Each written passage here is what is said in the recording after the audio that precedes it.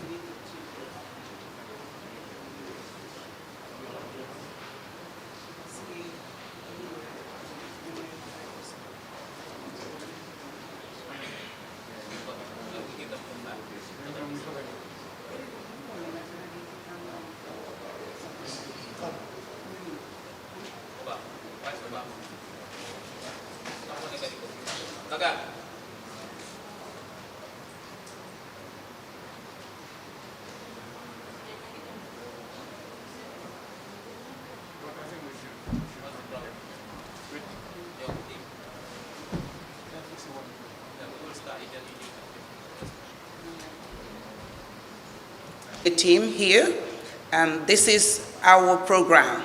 When I say our, Citizens Alliance and the media. This is, if not one of the most important moments or engagements we're going to have, it is the most important. It is the day that we're going to launch a very important document that will tell the world what CA is ready to do for Gambia, what CA is going to do for the people of the Gambia. So thank you very much. We really appreciate you coming. Before we do anything else, as believers, can we please take a moment and pray in our individual ways to God. Let's pray, please.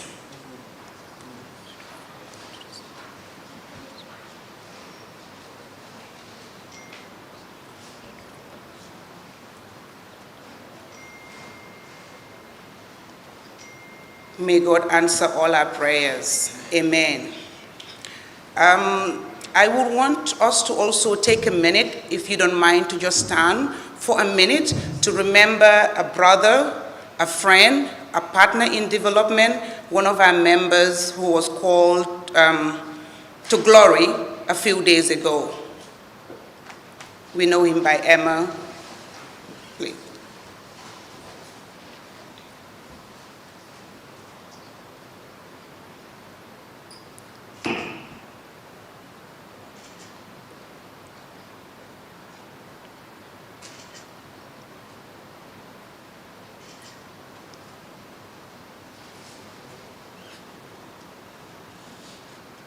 May the soul of our beloved brother and the soul of all the faithful departed through the mercy of God rest in perfect peace. Amen.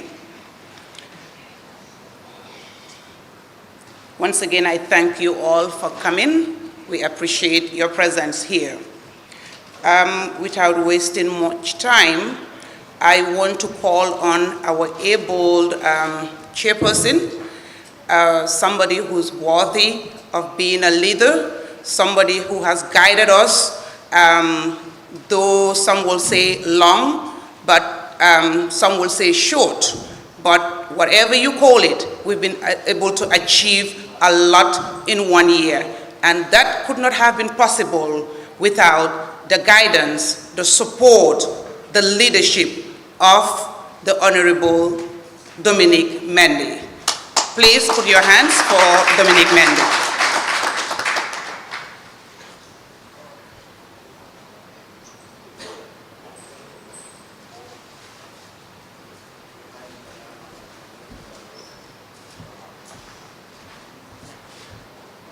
Good morning.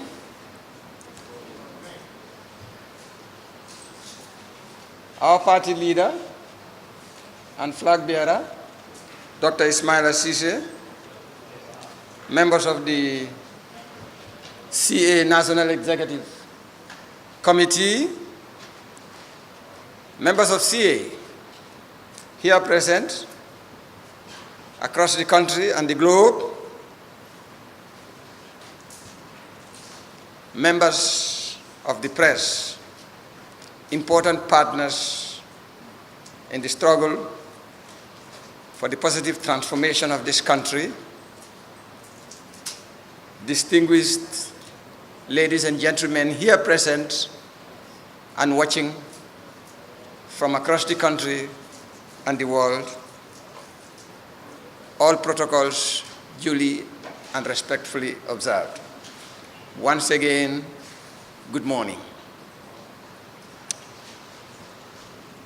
My job this morning is very simple. My job is to set the stage for the launching of our manifesto. And as the name implies, CA's manifestation of its understanding of the problem scenario of the Gambia and its offer of solutions for the need to transform this country into that which we desire, where we live in dignity and in prosperity and in overall security. Therefore, the manifesto that we are launching today is a commitment of CA for the transformation of this country, to lift it from underdevelopment to development and security. It will be subject to evaluation. I'm sure it will be subject to criticism. It will be subject to analysis, and rightly so. A lot of efforts has gone into evolving and generating this document. And even though that is the case, it may not necessarily be the most perfect document. It's an attempt by CA to capture what it is. That is the problem scenario of this country, and an attempt by CA in consultation with the population of the Gambia to provide offers of solutions. So, in effect, it is the product of an intense internal CA soul-searching and public consultations, and advised by the ordinary citizens of this country and professional subject matter experts. So it's going to be a document that will be understood and reach out to the ordinary citizens like myself and to very highly educated and sophisticated citizens, Gambians and non-Gambians, and institutions in the Gambia and across the world. Coming from a very successful first Congress, this is another milestone in the evolution of CA as an institution of governance in this country. It seeks to sufficiently inform the public of the commitments of conviction by CA to redeem our motherland. And so I encourage you to attentively engage with the entire process, so that when we leave this place, we are able to understand even deeper the reason why CA is in the political landscape of the Gambia and what CA could mean for the fate of this dear country. We shall have brief presentations of the document before its launch, and that will be done by our party leader and myself. And eventually we will have the opportunity to have question and answers, an opportunity to discuss some of the issues. even if we are to spend the whole day here, we would not have been able to discuss sufficiently all the issues in this manifesto. So we will be grateful if we are mindful of that. I will also encourage you, when once this document is launched, that you will receive it either in hard form or in soft form, and it will be your responsibility as citizens of this country to proliferate and share it, to explain it, to use it as a basis for showing the world that the method and medium of politics in this country has changed.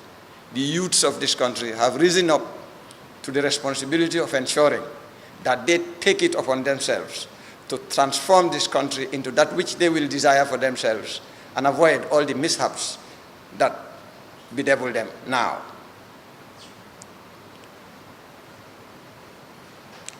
I once again welcome you to this lunch, and I look forward to an interactive session at the Q&A, and I hope that you will, with close attention, pay attention to the brief presentations that will be made, led by our party leader and presidential candidate, Dr. Ismaila Ceesay. And when we would have left this place, we would have proliferated this very essential document, this very essential stance by the youths of this country to take ownership of their dear land. You are most welcome, and I look forward to engaging with you. Thank you very much for coming.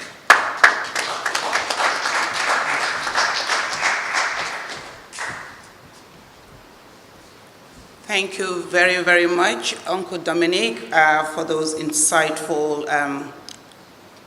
for that insightful message.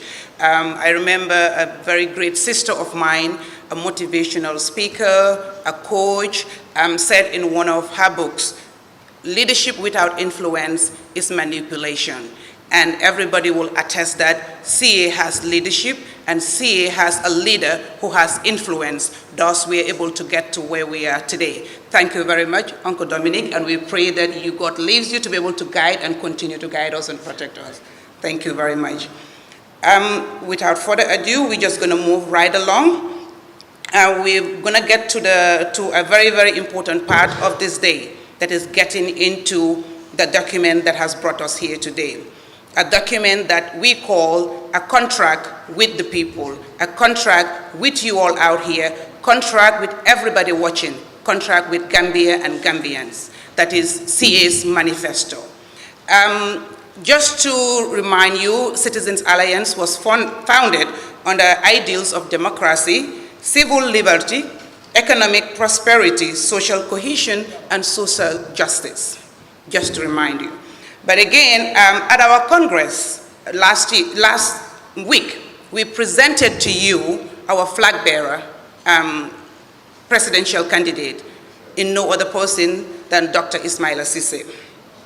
And I want to tell you, or remind you, most of you may know, Dr. Ismaila Ceesay is going to be a leader, a servant leader instead of a positional leader.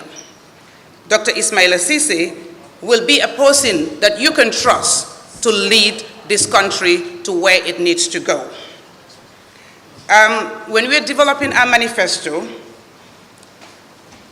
it is a document to guide a CA government find its course, create its path, and provide clarity for the Gambia and Gambians. This manifesto you will witness unveiled and officially launched will be CA's contract with all of you, as I mentioned earlier. So I would like to call on Dr. Ismaila Ceesay, who will be taking us through the manifesto process together with Uncle Dominic, also tell us the core pillars, the key policy areas, and also will not stop there, but tell you what's next for CA after telling you what we have in store for you, what we're going to do when we're in government, and what's next. Thank you very much. Put your hands together for Dr. Ismaila Ceesay.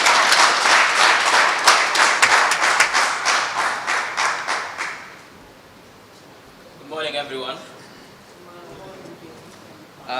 First of all, I'd like to acknowledge the presence and extend my greetings to the newly formed National Executive of the Citizens Alliance, starting from our party chairperson, Mr. Dominic Mendy, Honorable, and then our National Women President, the President for the Citizens Alliance, Women Alliance, Fatu Sonko, who is also here with us today, Rafidab, the National Mobilizer, Baimona Jallo, our Secretary General, the Youth President, Omar Diba, Jacob Stones, the National Treasurer, of course, and of course our MC for the day, Nene Frida Gomez, the spokesperson and the National Communications Officer. Thank you for starting off this event very well. You're doing a brilliant job. Thank you.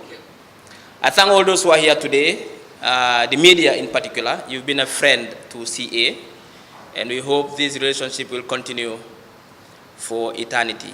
Our volunteers who are here today to set up the place. In particular, we also thank all those who took part in the process of this manifesto, from the beginning to the end. It's been a very difficult journey. Diagnosing an ailment that has been on for many, many, many decades and finding prescriptions for that ailment is a difficult task. So it's been a difficult task to diagnose the complex problems of this country and to find prescriptions and solutions for these problems. Many people contributed along the way in different ways. We thank you, we thank you, we thank you. Express our sincere gratitude to all the support we've received. Those who contributed by giving us ideas and expert knowledge, those who contributed through their resources, cash. In any way, we thank you. We really appreciate all the support. We are doing this for country.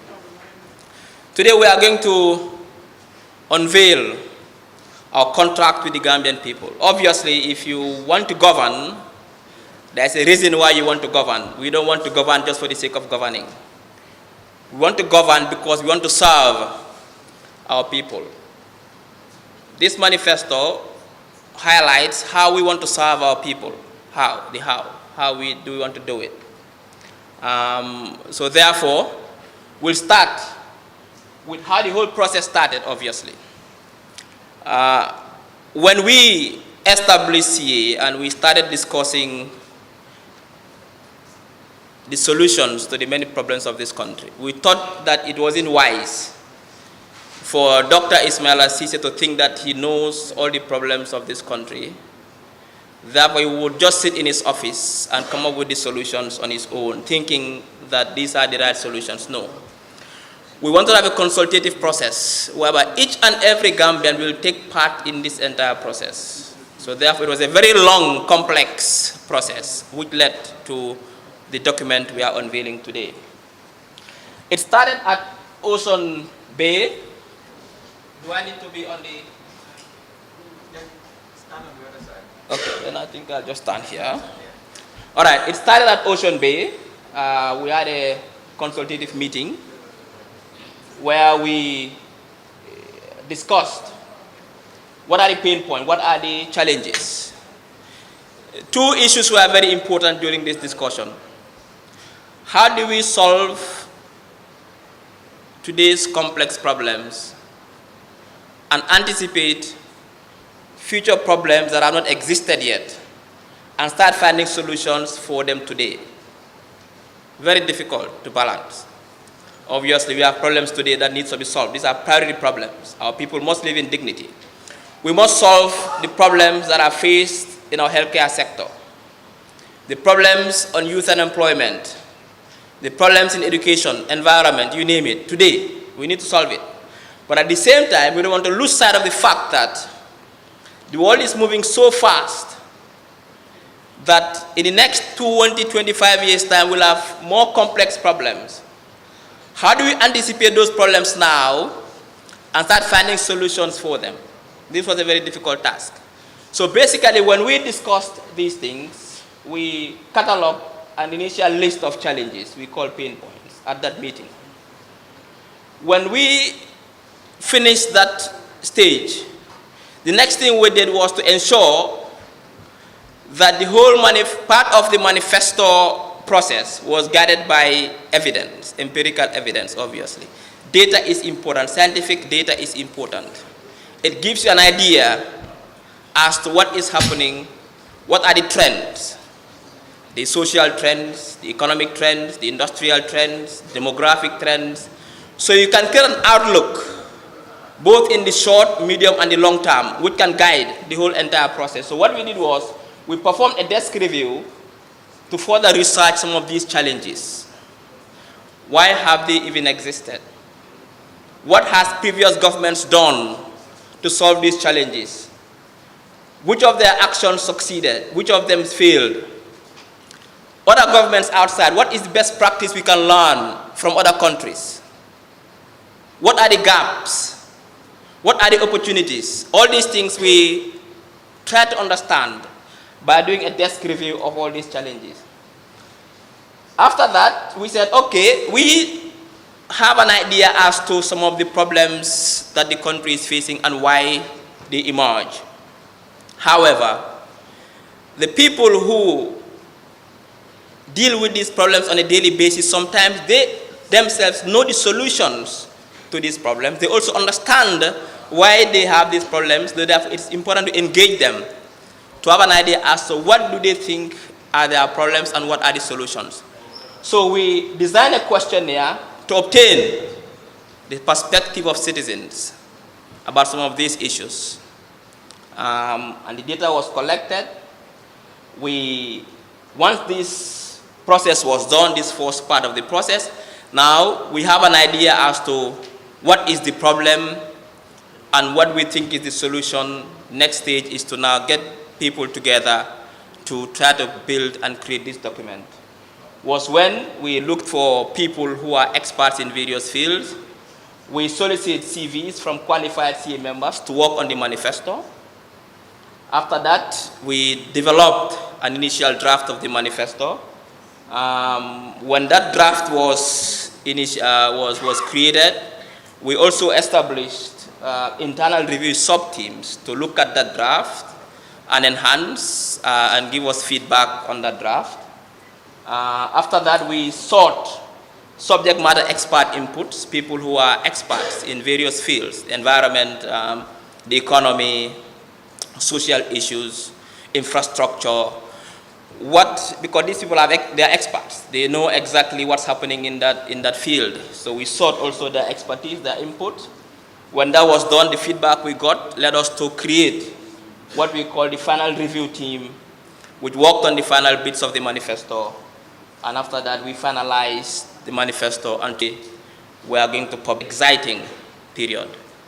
Anything we do for country, we consider to be exciting and worthwhile, and this was a worthwhile process. So basically, that was the process how we came to this manifesto. Just like our chairperson said, it is a working document. It will subject to review obviously as we go, because like I said, the world is moving, things change, the dynamics change on a daily basis. But at least this is the basis for what we think should be done to solve our complex problems. It will be subject to review by others. We'll debate about it. Obviously, some will observe weaknesses, some will debate the merits, and so on and so forth. But these are what manifestos are for. So before we go on to discussing the manifesto itself, I'd like to give a context. We have an idea as to what's happening currently in the country. The total population of the country is 2.44 million people, as of yesterday, in fact, based on World Meter elaboration, the latest UN data. 10 years ago, we were 1.4. It means in 10 years, we've increased by 1 million people. And the projections are telling us that in 2050, we will be 4.8, almost 5 million people. If we want to build a country where every citizen can live a dignified life, that job must start now to prepare the country for 5 million people. Today, our electricity is not enough to cater for 2.4 million people. Water is not enough. Education facilities are not enough. Health facilities are not enough for 2.4 million people. There are massive infrastructural deficits. So imagine a country with 5 million that cannot cater for 2.4 million people. Imagine having 5 million people are not prepared. These are things that we have to think about. Now, out of this population, 59.4 of the people live in urban Gambia. But urban Gambia was not built to cater for 60% of the population. Why? Because of mass rural-urban migration. We neglected rural Gambia. No amenities, no facilities. Nobody wants to live there anymore. No hospitals, no schools, no roads. But urban Gambia was not built for 60% of the population. Therefore, that is why recently you've seen an explosion and social pressures. The cost of housing has gone up because the demand of housing has gone up. Crime, traffic congestions, lack of water, lack of electricity. These are very important points that we have to also note down. It's a very young country. The median age is 17.8 years. I think it's next to Niger, which is 14, something like that. But it's very young, 17 years, the median age of this country. 65% of the population are below 25 years old. So, and this, if you look at the projections, in fact, it's going to 70% will be under 25 in 25 years' time. So what do we have for young people? How do we ensure they have the right training, the right skill sets to get the right jobs and the right opportunities so they can live a dignified life in their own country without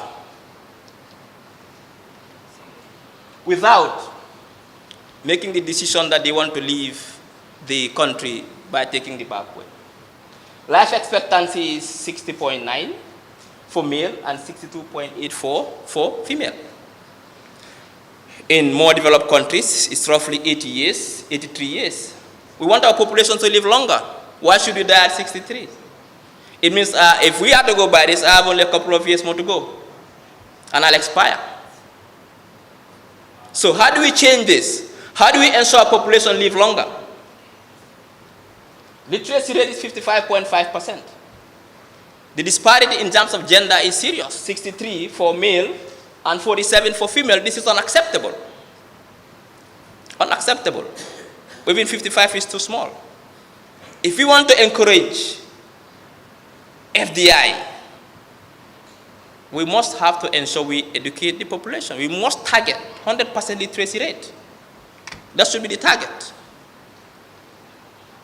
Key economic drivers, even though undertapped, agriculture, yet it is undertapped. The entire agro-industry is not tapped to its full potential. We only focus on subsistence farming and not commercial farming. We barely produce 50% of our food needs. The rest is coming from outside. Also untapped, and which is also a key driver of our economy, is the tourism sector. Untapped. And vulnerable and volatile as well to shocks, as we are seeing now. We are in the hotel industry. I have not seen any tubab for the past couple of days because of the COVID-19. And because Thomas Cook went into administration a couple of months ago, thereby destabilizing the entire tourism sector. How can we do to ensure that we take ownership of this sector and move away from seasonal tourism to round-the-year tourism and promote more local tourism? Remittances, also beyond our control, obviously. It is also a key economic driver. We are ranked 172nd poorest country out of 186 in 2017 by the UNDP Human Development Index. We need to make sure we increase and improve on this. And finally, the country is highly indebted. 84% of our GDP is debt, obviously, the ratio. Very dependent on foreign aid and grants, and highly underdeveloped, despite the huge potentials. After 60 years of independence, with all the potentials, in terms of both human and natural resources, the state of affairs today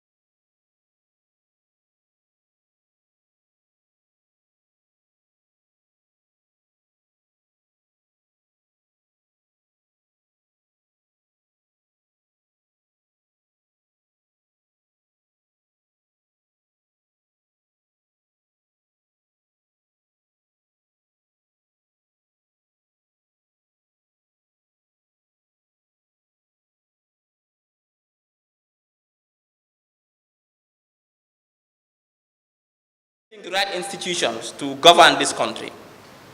And number 4, ensure peace, security, and stability. And when we say security, sometimes our mind goes on to what they call traditional security, arms and ammunitions and large armies. No. The world has shifted now to focusing more on human security, which is the most important thing. If you invest in people, you create a more stable society. If you reduce inequalities in society, you produce a more stable society. Therefore, it's about investing in people and ensuring that you create an environment where minority rights are respected and diversity is promoted. So these are the 4 key pillars. To start off with the first pillar, I'd like to call on the chairman, Mr. Dominic Mendy, to take us through what a CA government will do to promote sustainable growth when we come to power in 2021. Thank you very much.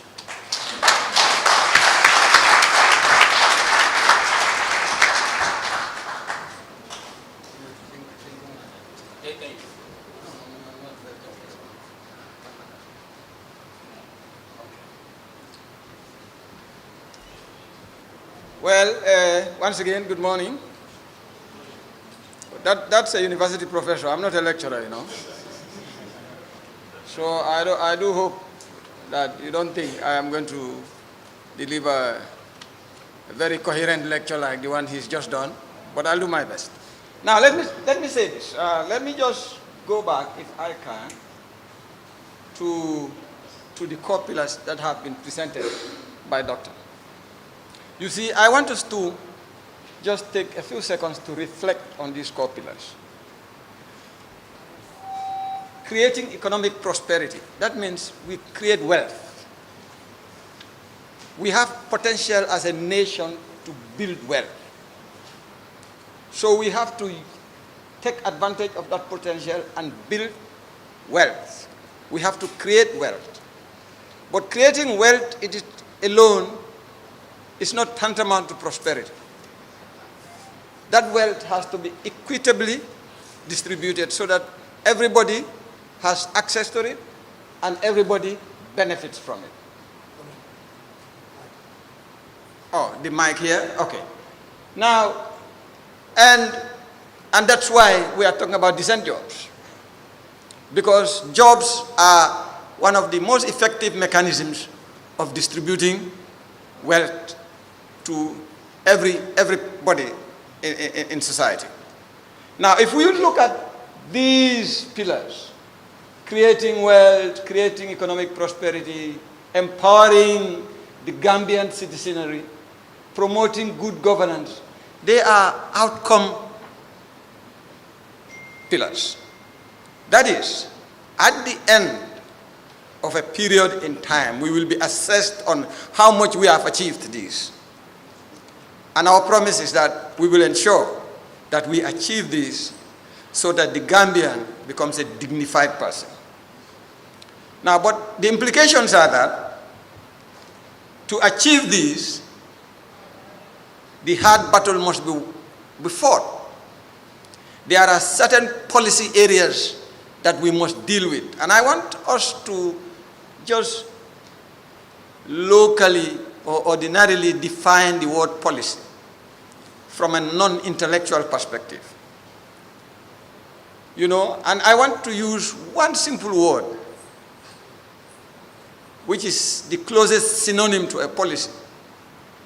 They are the rules.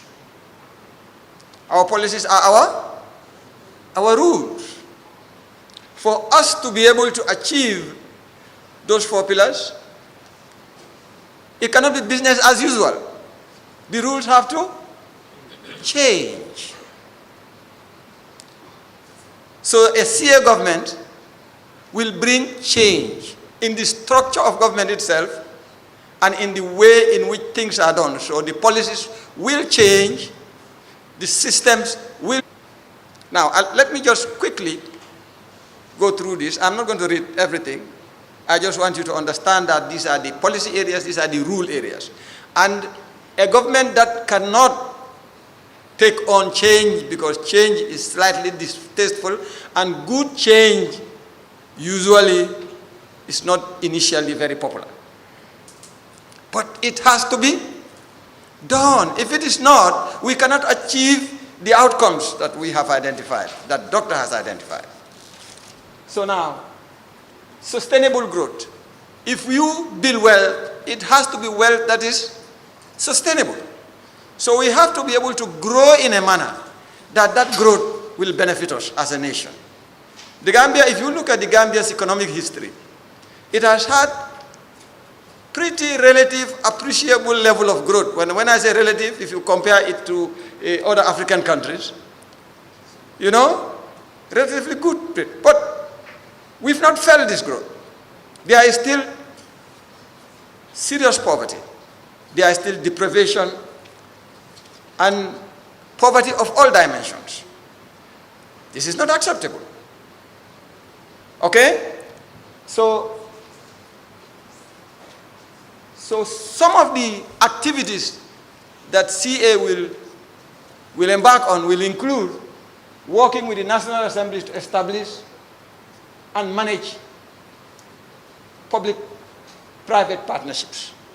You know, if you look at our national budget, you see that we fund our budget from our domestic resources, from grants, from loans.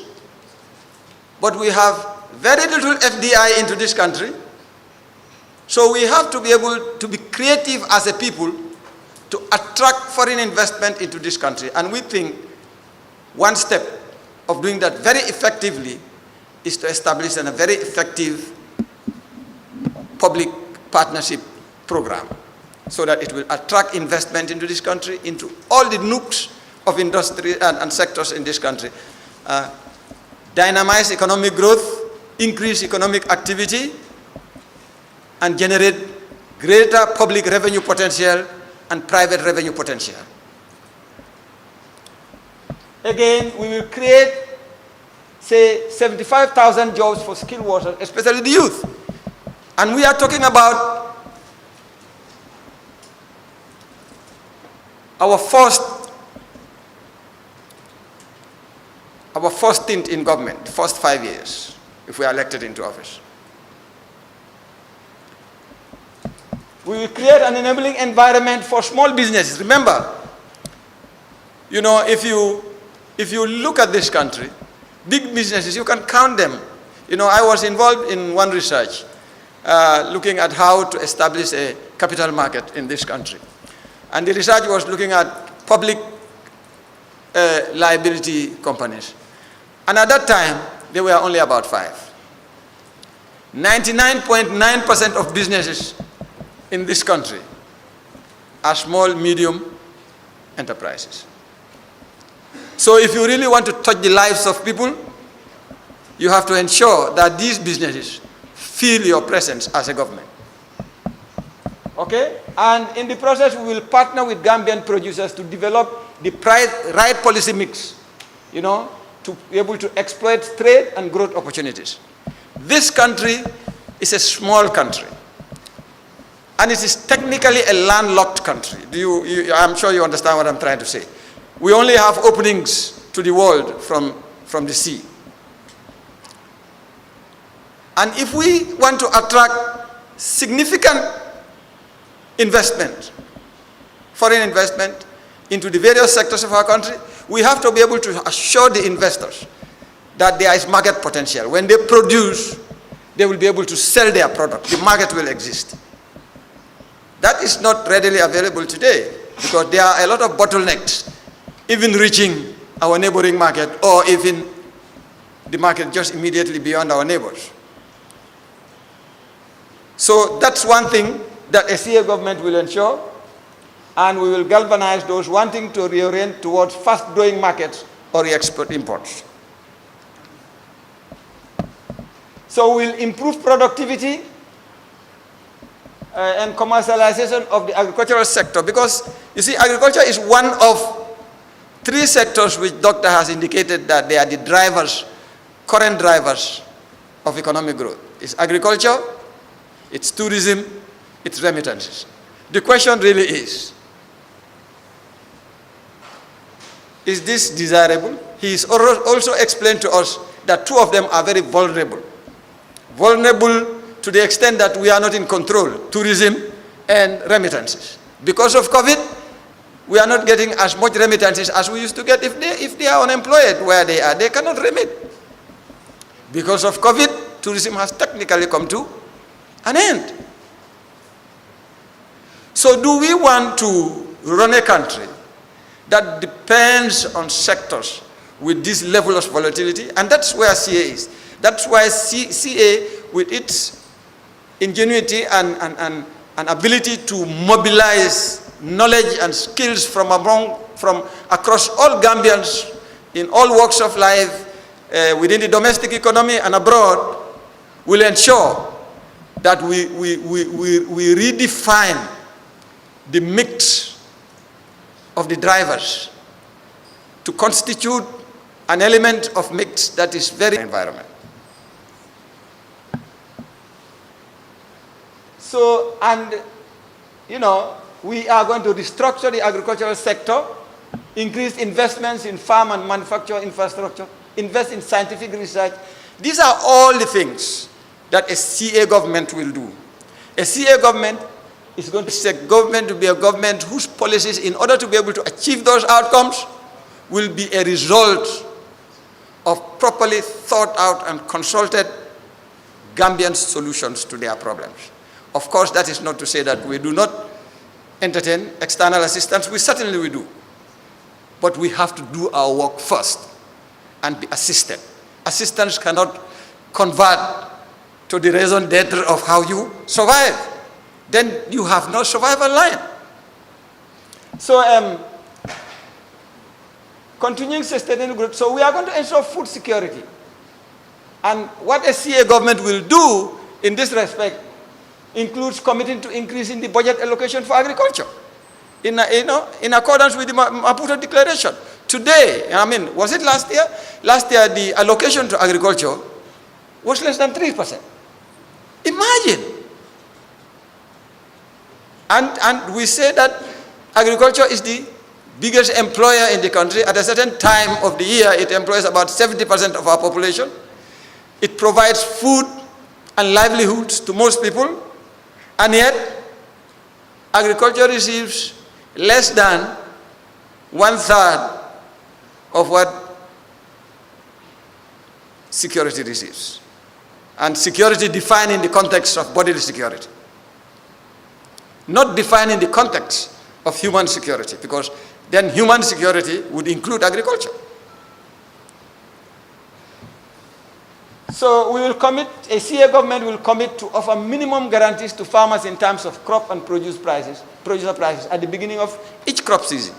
We have seen what is happening with our groundnuts.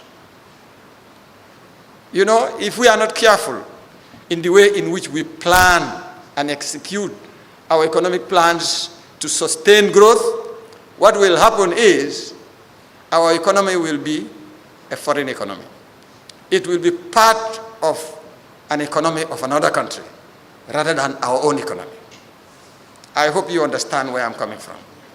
And it is important that we use all that we have and can produce in terms of intellect, in terms of professional ability and competence to define, generate, and implement plans that will ensure that we have an economy that answers to our policy decisions as a people. And when I say this, I'm saying Gambians, not CA, Gambians. But that's what a CA government will do. And going on again, sustainable growth. You see, we spent a lot of time, the document has spent a lot of time on sustainable growth. Because at the end of the day, anybody who goes to a polling vote and has a vote to cast and looks at the array of people who offer themselves as heads or presidential candidates It's not their faces that they like. It is what they think they can do for them. And that is what should determine whether you vote for CA or you vote for some other party. And the most important thing in our lives as human beings is first and foremost to grow, to have something by which we must subsist. And beyond that, to enjoy quality, good life compared with the rest of humanity. And that should not only happen temporarily or sometimes, it must happen sustainably, all the time. And that is why the document has spent so much time elaborating on how that wealth will be built, how it will be sustained, and how when the Gambia achieves development, it will continue to develop, and how it will be equitably distributed so that everybody benefits from this growth. Okay? So we are going to improve productivity. And again, I want you to understand productivity and production are not necessarily the same things. Productivity is the extent and the extent to which you use, say, time. You can give in work to do to 3-4 people, and somebody produces 30 items in 1 hour, and somebody else produces 100 equally good items in the same hour. Who is more productive?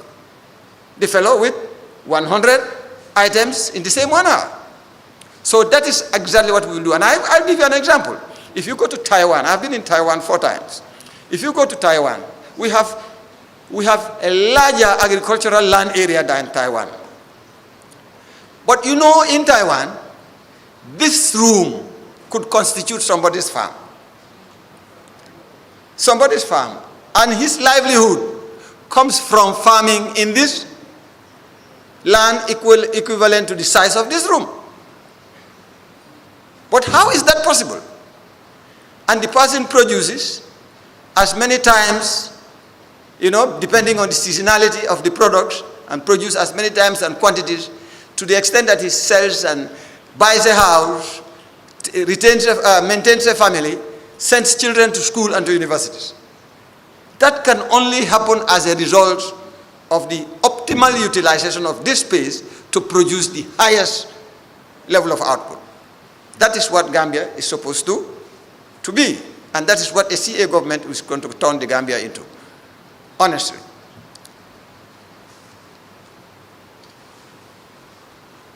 So we know that in this country, the biggest employer is government. And rightly so, because the way in which we were structured during the colonial days as a government to serve the interests of the colonial masters. But today, we have to have a proper government, a government that is a catalyst for growth and creates an environment in which people will take advantage of their abilities, the entrepreneurial abilities, the abilities, ñun ñëpp jula lañ. Everybody julanga. Everybody am nga xam-xam boo xam ne suñ la mee yow xam-xam boobu di nga ko jëfoo be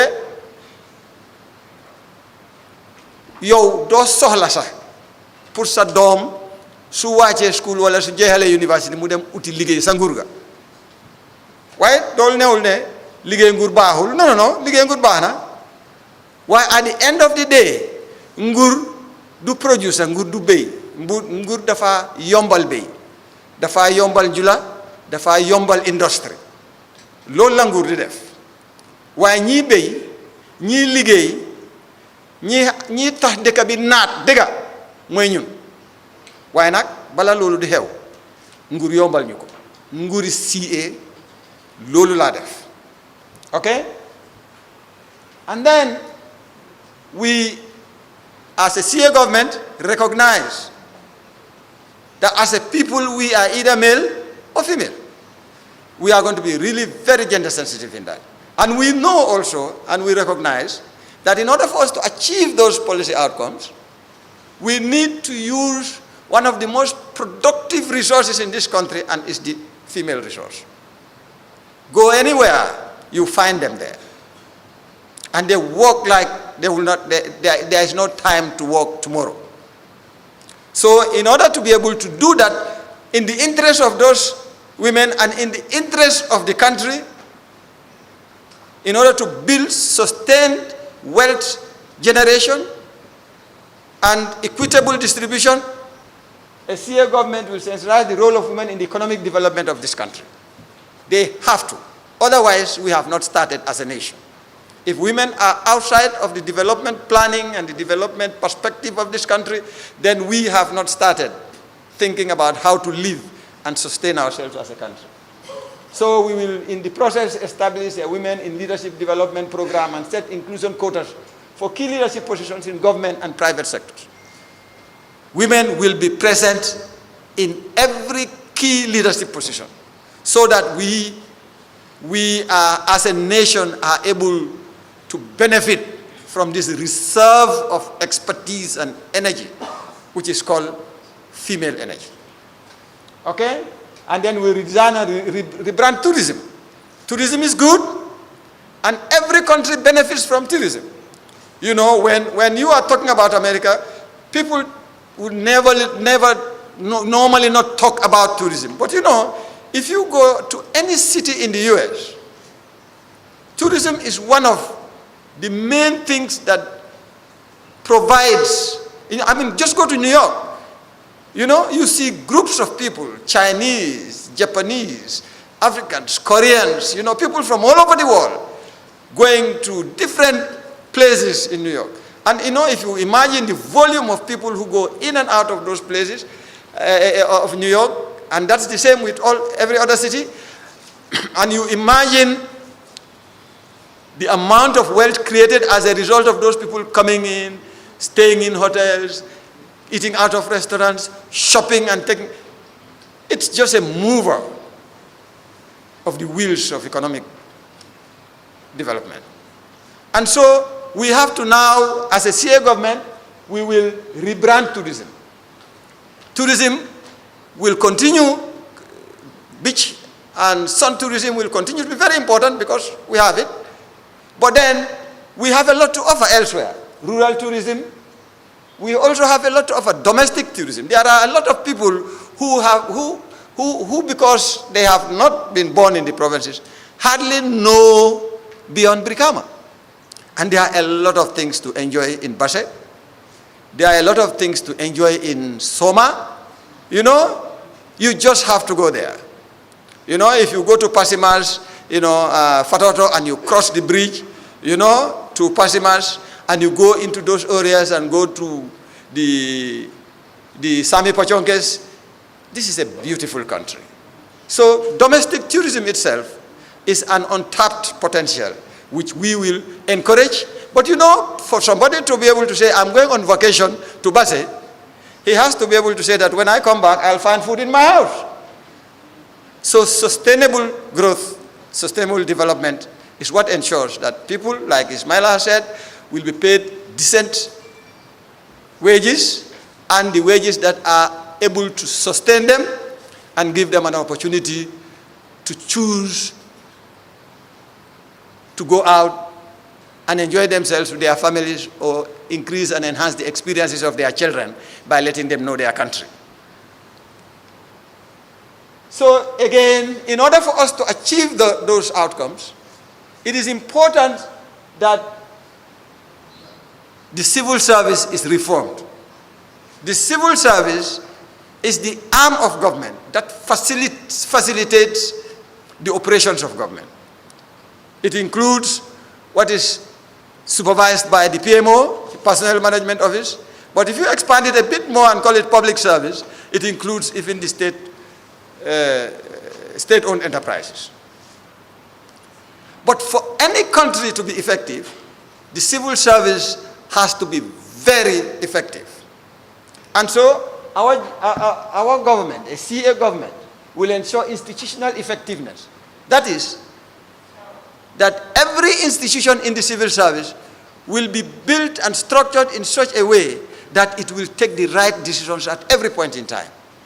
and it will ensure optimal efficiency for service delivery to all Gambians and everybody that enters this country. It will ensure that resources are allocated in responsible, transparent, responsible, timely, and efficient manner. And that covers everybody. Okay? And then it will ensure realistic living wages and pension benefits. And I think that has been sufficiently elaborated by Ismaila. And establish a diaspora policy that will facilitate the recruitment and repatriation. We have very, very well-educated and very well-skilled Gambians out there in the diaspora who will be very willing to come back here and enter the civil service and work and bring the different cultures of work and attitudes that they have to enhance what we already have. That has happened in Taiwan. That's the way Taiwan was developed. That's the way South Korea was developed. So why can't we do it? And we relate with the diasporan Gambians as if they are people from another planet. They are people who are first Gambians. But they also want to come back here. This is because for them this is ultimately home. Okay? Now, procurement. Procurement means buying, acquiring services by government. Government wants to build a house, build an office, or build a road. Government wants to buy something. Government wants the services of a consultant to do some policy review for them or to prepare some strategic plan for them. How does government do that? Government should be able to do it in such a way that it gets, one, the best service, and two,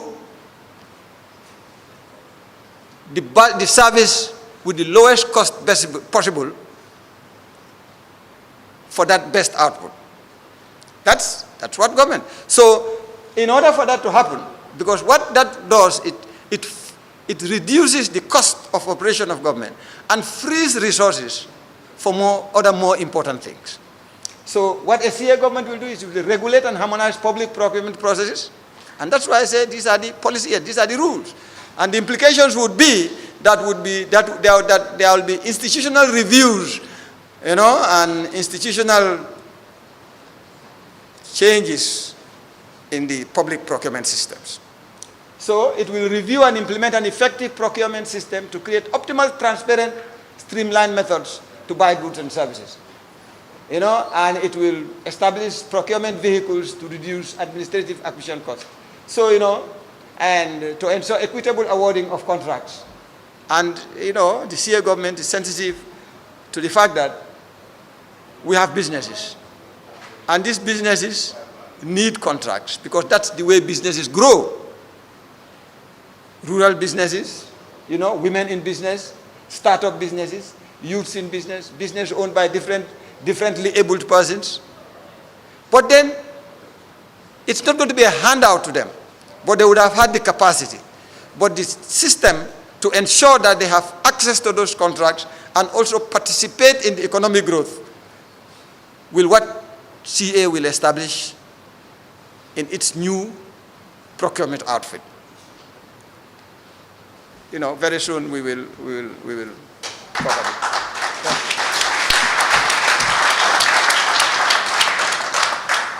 Thank you very much, Mr. Chair. I think when Mr. Chair speaks after I spoke, you could see the different worlds we came from. One from academia, one from policy. I think it's a combination of these that would propel the Gambia into prosperity. Also, I'd like to bring the attention of the media to the different posters we have in the room. If you are interested in taking photos of them, that would be good. Memi fokan jam badingol wolon ko bimien sijang wolon ko kana jube Citizens Alliance ko lafta ka banko ta 2021. Bari min kuma da wolon be min nyinin kala Citizens Alliance wolon ko munati na lafta ka banko ta. Bawo ni inata moya kay ko ite ngaje ko jankaro le be lafta ke jara. Kanyanda nyinin kay lafta kan jara nyaadi le. Bari folo jani ba fly ba jar iba fly folo munala sasati. Ni manifesto bi wolon tolla do ko kaje ko Gambia la jankaron ko mimbe Gambia la kabring aya fan soto fo sañ kabri 1965 fo sañ ko Gambia mantara takan anyama bawo ko ngam fan sodale bari ku jamal bi dembu ka ke non faye bawo hali kabe mo kam fan jarano nin sasata ni sasata Gambia bankum kanjam bi e ke samba Senegal e kate ke jaraje wala nin ko do be buleta private hospital bari ntola public l'hôpital no hani borol fangol tije hani kabiri ngam fan soro fo sañ man fan dañini no bawo bin ka fengo fen demo min kana jang akabona bantala bankol le kan kabo sise wol fo mano fo ye koku akana kabona ma bu ko don tol kabiri ngam fan soro sañ ta woro hani sañ man fan dañini no kabiri ngam fan soro fo sañ jiyo fo ngam bukali non fanna moko korongo di non fanna wodumu kulte mialon ko kombe o kala nyaadi le pour ka jume fere jumale landila kaje ko Gambia ke banko di banko mialon ko momo wuluta jang isitara o Gambia jang foroya kono ani bunya kono ani horomo kono nsita nga kol kisi ko nyinaati na Gambia be tembo mento abe nyin temboto mbe nyin sim falle tala ni nyin ferol kaje ko Gambia bo abe tembo mento tending isaja ke banko ti mialon ko Gambia no Gambian bijang astara no nyin Gambia banko kan foroya kono bawo mbe ngalo ne molem banko la dépense oti Dominique la kacaaya min kuma fo jang science wolon dépense bundambe mu nekk la kaje ko Gambia la dépense Gambia la nafulo a Gambia dingol be nafa monati na Gambia la nafulo nyanda kam mo dantane nafa barade Gambia dingol be nafa la monana teddi ngol nyanda kada kanam mun kendol to bare mo kari malon ko bora kyang wala foñi wala ñomi wodi ngo man takaram mun kendol to ndala musata l'hôpital kendol to bare mo kotana musul man ta l'hôpital kendol to Gambia la nafulo nyanta Gambia dingo bena baro nafulo ka do kula mewo nafulo do kula nyaade le bawo ala buka nafulo dila ayna do kuye aka dila le fongo ay hakilo dila ye ferol ta ko nafulo do ku wona nafulo bunda ka do ku nyamen Dominique wala sata jan science ten Gambia mansa kunda lo mialon kon tol Gambia dingo le nga tombo nga keje beri nga keje Gambia la dépasse mialon kon surata lan tolle kadi mansa kunda akatama nyaadi la nim mansa kunda ko Gambia la dépasse mo dala si kemelete pour que Gambia dingol be dañi ni ka borol dila ka silol deda ka je ko sécurité soto dala si kemelon ntol Gambia dingol lewo ka wo ko do nyini kadi mansa kunda la wati do la bukasi nka nyini nyaadi le na Sénégal la doko anen ntol ka lempo minjo kadi mansa kunda la nim mansa kunda ko Gambia dingol atolde ale tanan le jow folo atata woro pour ka je ko na dépasso ici ikata moneke ikata ko do le funam bantan tol to yala wara ta ko do dani bantan tol to yala baro furon tol le fanam ba jola wolon bojetti woke mo niya so sañ ya decide ko sañ muang le kata healthcare pour alla jata kende ya lolu wala bita pour alla karango tan saba pour alla security wolon bojetti bari bi ngajala ko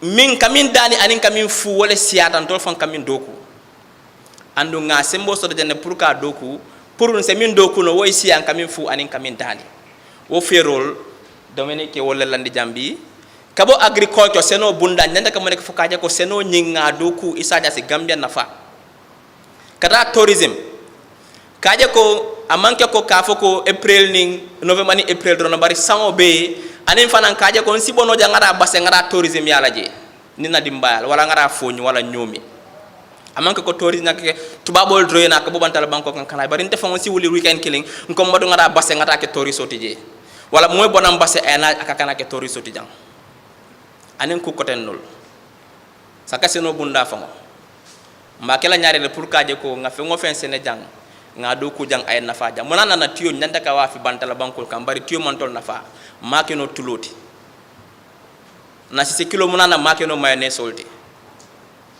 anin ku koten nul wo ferol Dominique wolle katajan sa minata dame wolom jata kende ya fonfongo wolom health. So health is a priority area for Citizens Alliance, obviously. Now before I go to that suma mbokay luñ do waxtan fi moy Citizens Alliance wax nañ la ñom dañ bëgg jël réew mi 2021 pour liggéey ko te képp ku jóg mu ne dafa bëgg jël réew mi pour liggéey loo ko njëkk a laaj mooy yow lan nga bëgg a def ak naka nga bëgg a liggéey réew mi lan moo la tax a jóg soo fekkee nit mu ngi am jàngoroom nga ne ko kay ma faj la loo njëkk ko war a njëkk a wax mooy lan mooy jàngoro ji soo ko waxee loolu afta nga ñëw nga ne ko lan nga war a def pour faj ko.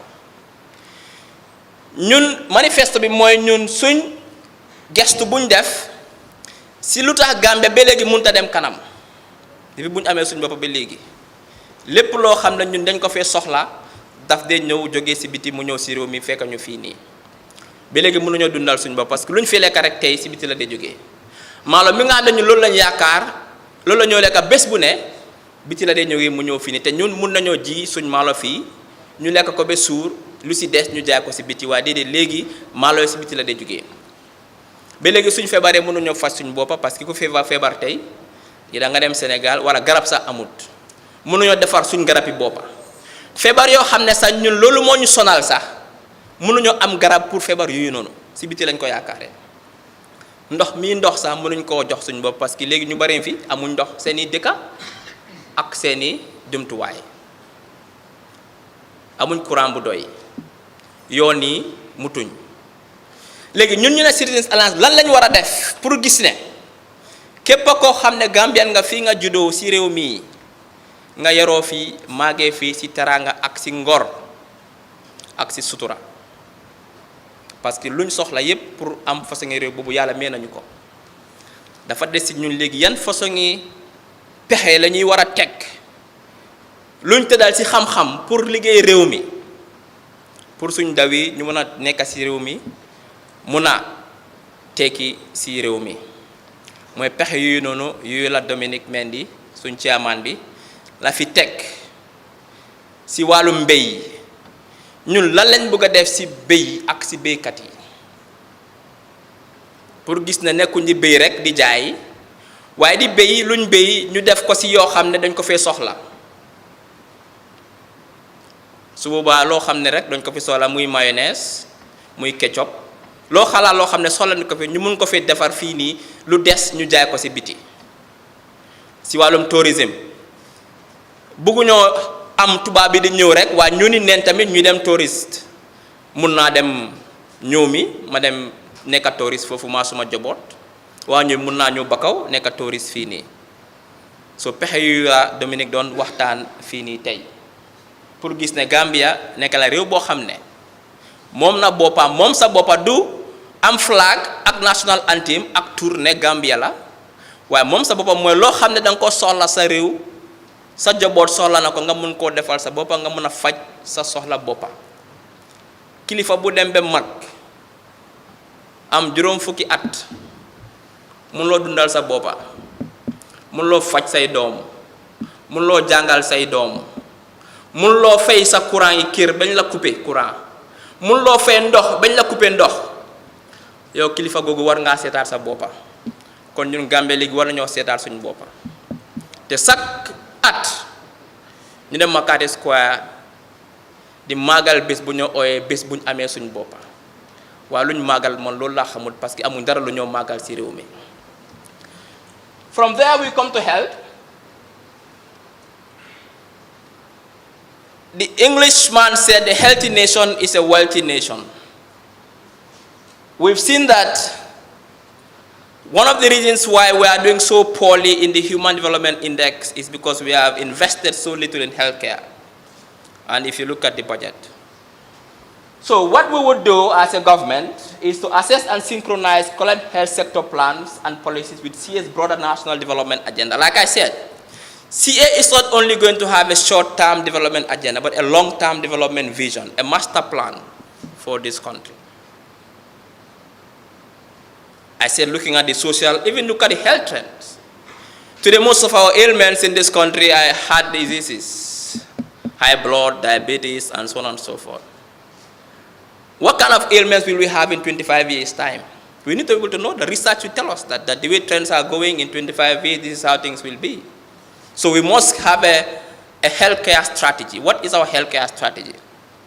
Invest in critical health infrastructure. We all know that most of the hospitals are not fit for purpose.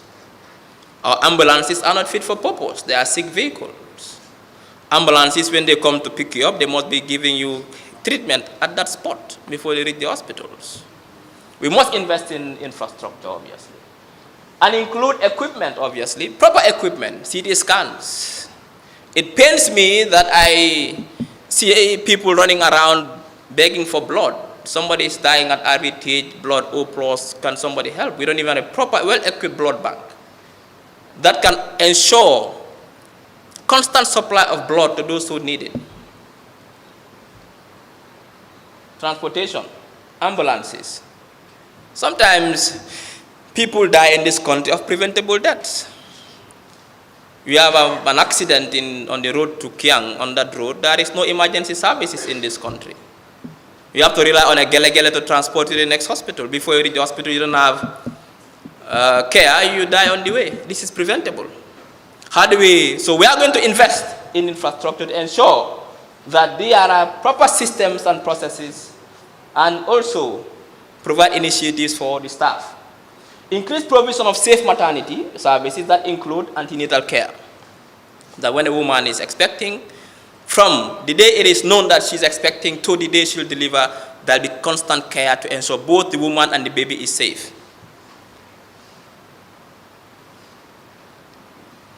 Safe delivery by skilled midwives, quality care for obstetric and neonatal emergencies, postnatal care, obviously, when she has also delivered, that care must continue, and family plan that stresses the importance of healthy timing and spacing of pregnancies. Also, we have to streamline, fund and staff all research-centered institutes like the National AIDS Secretariat, work together with the MRC, and so on and so forth. But to have a well-equipped, a good quality healthcare sector, you must have the software, the people who are going to work in the healthcare sector, the nurses and the doctors. So therefore, we are going to attract, retain, and develop world-class talent. The delivery quality healthcare hinges on ensuring our greatest asset. What is this asset? The medical personnel. We have to empower them and engage them and equip them with competencies, tools, and opportunities. It is painful for a nurse or a doctor to want to save a life in a hospital, and he or she could not because he or she lacks not the knowledge, but the right equipment. Invest in expanding dentistry services and in providing fellowship programs for doctors, scientists, and clinicians dedicated to creating the highest health standards through prevention, diagnosis, and treatment of oral and ophthalmic conditions. But importantly, which is also critical, emergency medical services installed. Today, if something happens to someone in this room, can we call emergency services to come to our aid straight away? I don't even know what number to call. Now, we have to install a coordinated dispatch and call center system in all regions for emergency medical care involving both the public and private sectors. So, education is also a key priority area for a Citizens Alliance government insofar as empowering the citizenry is concerned. We will carry out an extensive assessment of the Gambian education system, labor market, and economic structure. I've always argued, and I'll argue here today again, that the education sector serves two purposes. One is to solve your country's problems of today and help you build the society you want for the future. If it does not serve this purpose, then it is worthless. The current education sector needs to be reformed to shift away from knowledge consumption more towards creativity. How do we create creative Gambians in all fields of society? So we need to assess and reform the entire education sector. The objective is to create a system that is focused on acquiring knowledge and applicable skill sets, obviously. The assessment will inform a phased reform process which will consist of the following. Establish an ICT-driven process that supports evidence-based decision-making with respect to resource allocation, strategic planning, and monitoring and evaluation of all educational institutions. We review and assess the curriculum, of course, at all levels. The curriculum is important. Like I said, we must be able to solve our problems today. We must be able to anticipate and know exactly what jobs will be available in 25 years' time. Because if you don't look at those trends, perhaps today accounting is relevant, it might not be relevant in 10 years' time. You educate all the population in accounting, in 10 years accounting is irrelevant, your population's education is redundant. So you have to make sure that you continuously review the curriculum.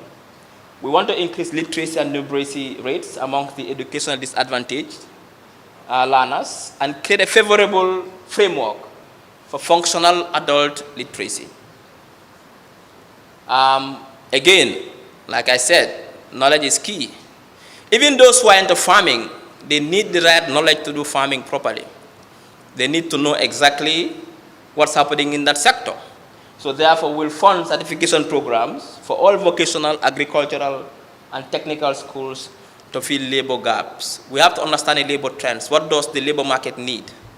We have to provide that. How do you provide that? By making sure that there's an alignment between what we produce in terms of education and what the labor market needs. And this requires a collaboration between the troika, that is industry, that is academia, and that is government. We will also heavily invest in early childhood education. It is key. It's where everything starts. If you get that nursery school education wrong, it affects your entire process. And currently, government is not investing in early childhood education. Most of the nursery schools are built by NGOs. So we have to heavily invest in this because this is key. We'll also provide the technical facilities in schools like Wi-Fi coverage, working with private sector, but also Gambia College, the trainers, this institution that trains our trainers. If the teachers are not well trained, forget about education. And that place has been neglected. We have to invest and revamp Gambia College to make sure we produce world-class teachers who will teach our children to become world-class citizens. Now, higher education and tertiary education will also make education free only in critical sectors. Not every, but critical sectors that we think are key to move the economy, those will be free. Also loan schemes for bright students as well. Teacher salaries must be increased and head teachers for both conventional and non-conventional institutions, and ensure that teachers who upgrade their qualifications and skills are promoted promptly and that their salary increases immediately. We'll support and strengthen non-conventional education centers to prepare their students for the global labor market. The idea is that whether you go to an Islamic school or you go to a normal conventional school, you must be prepared for the global labor market. Why should my child want to go to the Arabic school? When he graduates, he cannot get a job anywhere. We want to provide a situation whereby whatever school you choose to go to, once you graduate, you'll get an equal chance of getting a job, not only in the Gambia, but globally as well. When it comes to gender, family, welfare, and social care, we want to create a more equitable society that benefits every Gambian. We cannot see why there should be disparities in wealth or access to education or access to financing or access to land. That should stop in this country. So therefore, we realize that an important feature of poverty in the Gambia is its gender inequality dimension. We have to reduce the gap. We have 8 priority areas that are aimed at achieving equality for women, girls, and other vulnerable groups. And these are all part of the manifesto. We have various policies that promote social welfare through indirect economic support for families. For example, free education policy, universal healthcare, free maternity healthcare, and free basic healthcare service are just some of the things that we want to introduce to ensure that we produce a society that is fair and just. We want to strengthen, we believe that the strength of a nation can be measured by the hope it offers to its young people. Like I said before, 65% of our population are below 25. The median age is 17.8. It's a young population. Everything we do should revolve around young people. But not only that, future generations as well, their welfare must be protected now. Therefore, it is the young people's hopes and aspirations that must define our goals as a people. They are the future. Gambian youths are at the center of our development strategy, we at CA. and a key driver for sustainable development. We believe in the huge potential of young people in this country, and we believe the country cannot move if young people are left behind. Therefore, our national youth policy is designed to help mold our young people.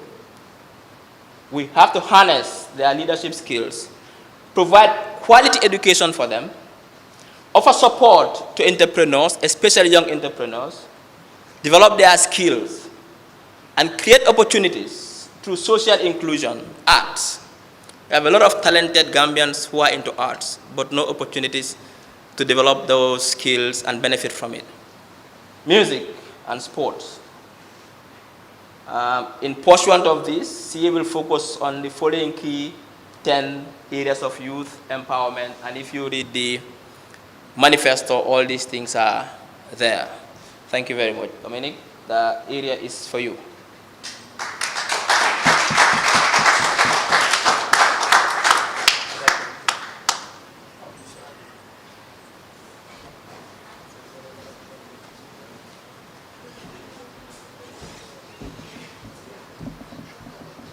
Well, I am back. Now, the policy area I'm dealing with now, after Ismaila has shown our stance on health and education, I just want to reinforce what he has said. You know, we have 4 policy areas.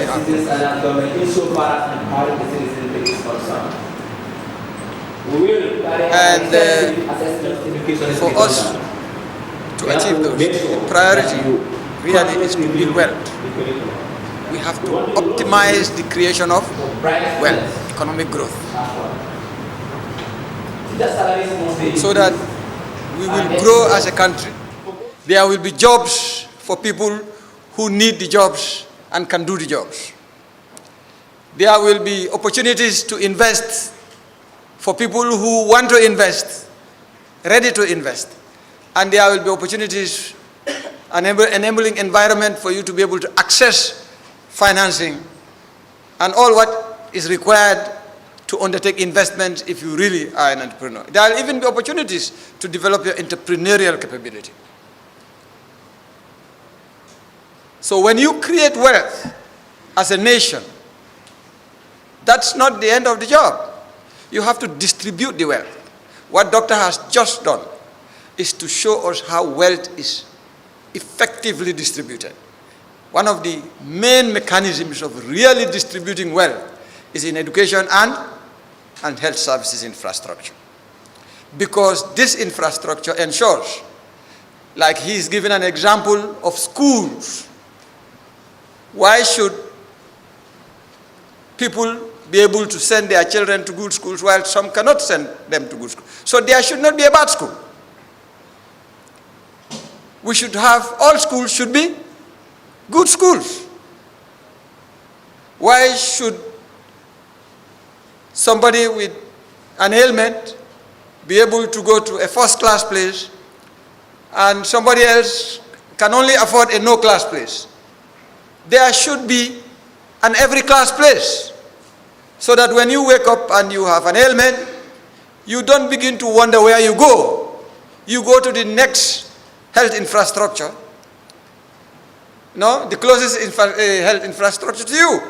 And the assumption is the entire health infrastructure and service delivery system should have been fit for purpose. Thank you very much, Doctor.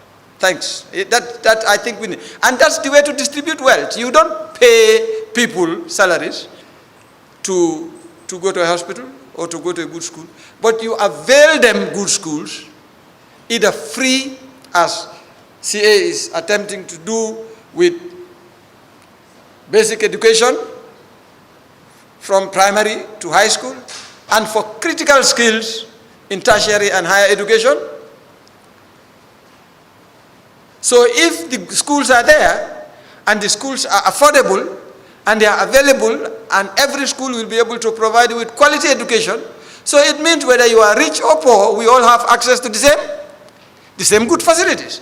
That is distributive. And that is a big problem on the continent, is a big problem in our country. But that's a problem which CA will certainly solve, because CA's repository of ideas and capacity to address critical issues of development is you, the people. And that is why it is called an alliance. It's an alliance of all of you. Alliance of all of us. It's an expression of each individual's responsibility and commitment to developing the community, this community called Gambia. Now, the next policy area is governance and transparency. If all of these things are done, if we really don't have a proper governance system, we will just return to square one. So we must have to ensure that we have a proper system of political governance, of governance in all its ramifications. And in this respect, CA will ensure that we carry out the necessary institutional reforms as a matter of top priority. And we talked about one of them. One of them was the civil and public service reform. Because without an effective and efficient civil service system, the issue of public governance will always elude all of us. Even the structure, you know, when government changed in 2016, and we all said that we are not satisfied with that government, it was a dictatorial government, and we groaned under the burden of that government, and we wished that things can change, and we expressed that wish by voting that government out. Then when the new government came, we thought we will see the change. Tell me the new ministry that has been created, or an old ministry that was considered not suitable and was eliminated. The same ministries that that government had are the same ministries that we still have today. The same institutional framework. So, well, are we saying that nothing was wrong with the structure? Nothing was wrong with the system? Something was only wrong with the personalities? And so now that we remove the personalities, then everything is correct. But is it correct? It is not. So we will establish, CA government will establish a framework for good governance and transparency. And a framework means a system that will ensure that when we roll out the new government structure, the system will ensure that that government structure is under constant monitoring and review for continuous enhancement. And that's what is important. A government that is relevant, a government structure that is relevant, a governance structure that is relevant today is not necessarily relevant in 10 years' time. The global dynamics, even the domestic dynamics have changed. But we cannot be in 2020 and be living in 1965. The two are not the same. So it's either that is done willfully or it's done ignorantly. I hope it is not done willfully. And I do also hope that it's done ignorantly, because we are not an ignorant people. Gambians are not an ignorant. They are an educated and sophisticated people. A CA government will institutionalize stronger public systems and processes. It will de-individualize governance. Governance is not going to depend on the personality of one person. And it is already evident in the way in which CA is presenting itself to the public. You know, you had our posters before the Congress. You know? And even though everybody had his grapevine information that somebody might be the flag bearer or the presidential candidate, CA did not put the presidential candidate out there in the posters. But I have seen that happen. So why are you going to Congress anyway? Why are you going to Congress? You might as well stay in your house and let it go, because the decisions have been made already.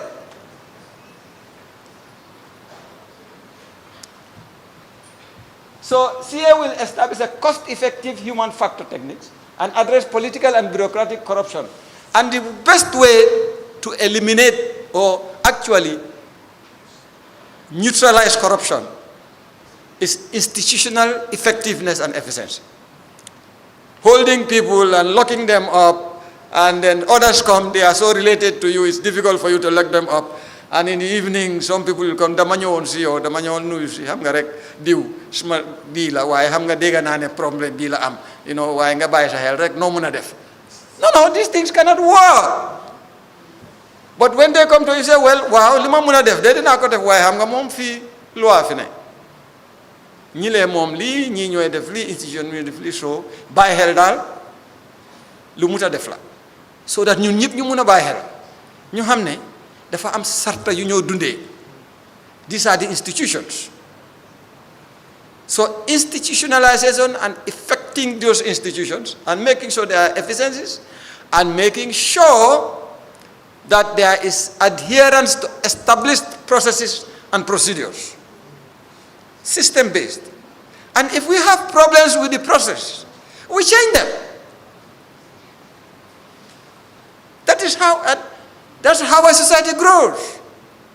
That is what CA is going to bring about. And if that happens, really, it will almost certainly eliminate corruption. And I'm not sure whether corruption is possible to completely eliminate corruption. But the best is to take it to the most insignificant level. And then we use the penal code to continue to punish the very adventurous people. You know? Because that's the penal code we even we have in the divine courts. Huh? We have been sent prophets and we have given opportunity for redemption. And then if you continue not to adhere, then when you die, that's our belief, you go to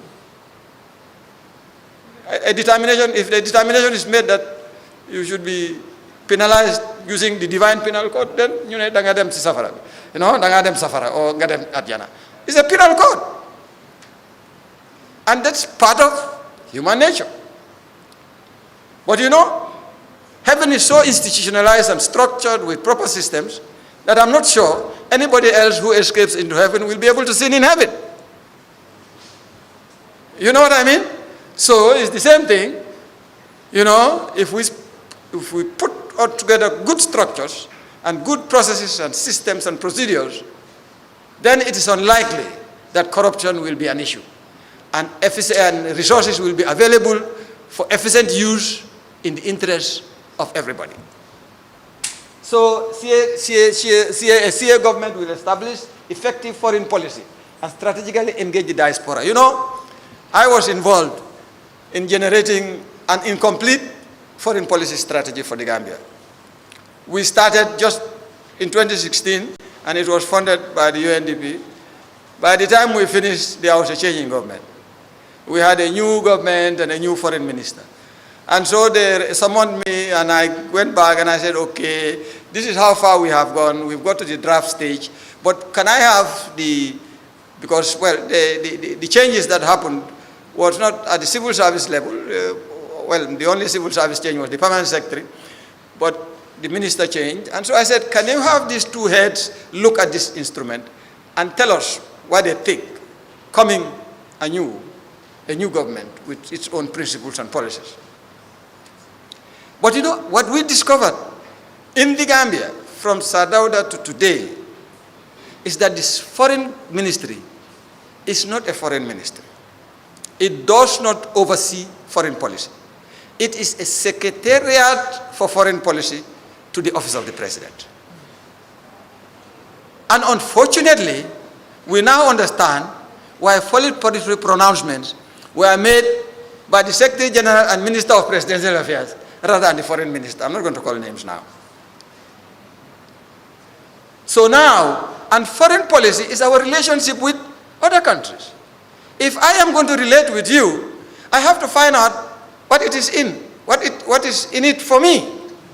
So the way we relate with other countries depends on what is in it for us. Even the biggest economy and the most sophisticated and the richest economy in the world, the US, you know, although Donald Trump has overdone it, but really US foreign policy is American interest.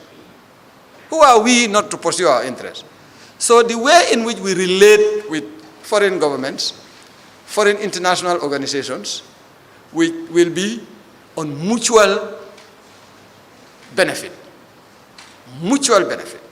But there must be benefit for us in it. And our foreign policy will ensure that we strategically engage our diaspora to enhance international relationship outtake.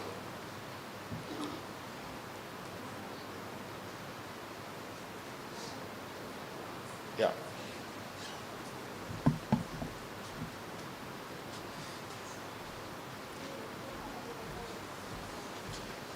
Dominic abarka bake kuma kangol betiada ko nkamin fonung drong kaberi nga commencé la me wolon ko ferol mi alon ko nga wala landi kaji ko bankola na flo nga doku banye na flo nyindo ko foy sata ya dundi banko dingol kang nada nga dada kende abunda jube Nkontol Citizens Alliance ning sita ngaman sa kunda tamba jalale ko bankola na flo e gambe dingol be nafa mbeo kala nyaade lon ko bankola na flo ngaduni banko dingol mbeo kala nyaadi le olon kaaje ko dinkiral to tarinke ngal lopitan kendo loje isaje gambe dingol be dawoda gambe bankun kanjang ni sasata isita no atre man ite jam fala fang ise jarano bawon tolma fa munatinna ni be kiyang for example inyanta kada fo farafenya wala fo banjul kata ka jaral kendo soto je so ko bankola na flo ni mbadundi la jata kende akang mba yelale ko banko dingo be dawda gambe bankun kang ela dinkiral to tarinke l'hôpital kendo le taraji e bagas kendo soto anen docteur kendo le taraji nadan ko fanam bankola na flo mba dundila bankola karangole kang puddi ngole karang kendo soto bawo hani kabin kamin fodro wolon ko monatinna senela mi alon ka abe nyamina le wala nyani ja dingo munana dingo nyande kana tuba banku pour ka karang kendo soto ntol ngajele ko adingo se sino nyane je ay karang kendo soto ko tuba banku dingol be karang kendo soto ka nyamen karamun kendo lo din kiral to tarinke kaje ko gambe di o gambia ding ilafta kala menti ese kanati bawo bi o montara kering bi do be je idingol lafta ka ke pilotol ti bari ite kinola pilotol bawo man sa kunda man karamun kendo lo din kiral to kaje ko gamben di o gambe ding lafta kala menti ay kati dol lafta kala menti ka kati le ba dol bo ka kat an be banko kilo ngale kan so ko bankulo na fulo ba duni la wala nya anin ka ke fonding ke kaje ko fonding ke fane do ko soto e meccol karang na musol nge bondi batal kono ifanang si l'hôpital kendol soto e la marseille betia e yurwa dinkirale yurwa nko bankola na fulo nyinga do ku ko dominique a fo nyamen ko fero lebe landila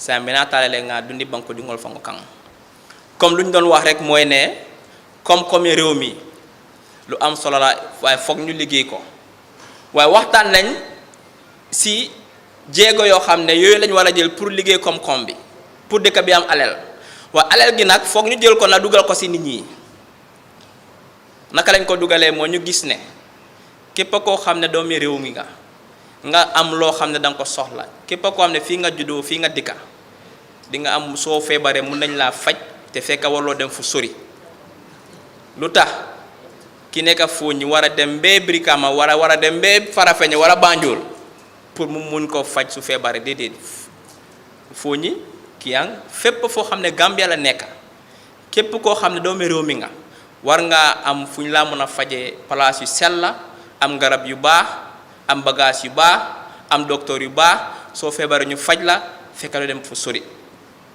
lu tax jigéen boo xam ne mu ngi motu mu bugg a wasin ñu war ko teg si kaw saret bi dox ay ñaari waxtu dem ba si kaw tali bi ñuy ñaan gele pour mu yóbbu ko ba lopitaan pour mu mën a wasin wóolu warta am si dikka bii nii ku war a wasin sa dikkuwaay sa gox war naa mën a am jumtuwaay yoo xam ne war nga faa mën a nekka nga am ñu muñ laa faj loo xam ne soxla nga am ko fa si jàng bi tamit même chose mooy ne képp koo xam ne xaleel nga war a jàng warloo dem fu sori pour am xam-xam boo soxla pour mun a tekki si réew mi mooy ne war nañu jël alali réew mi dugal ko ci école yi ci gox yi sampa schools yu baax yi foo mun na nekk nga am jàng bu baax comme loolu lañ doon waxtaan ci mbir bi seet tamit dugal ko ci ndaw yi ñu mun a am liggéey mun a am xam-xam yoo xam ne mun nañ see am liggéey mun fee tekki ak suñ jigéen yi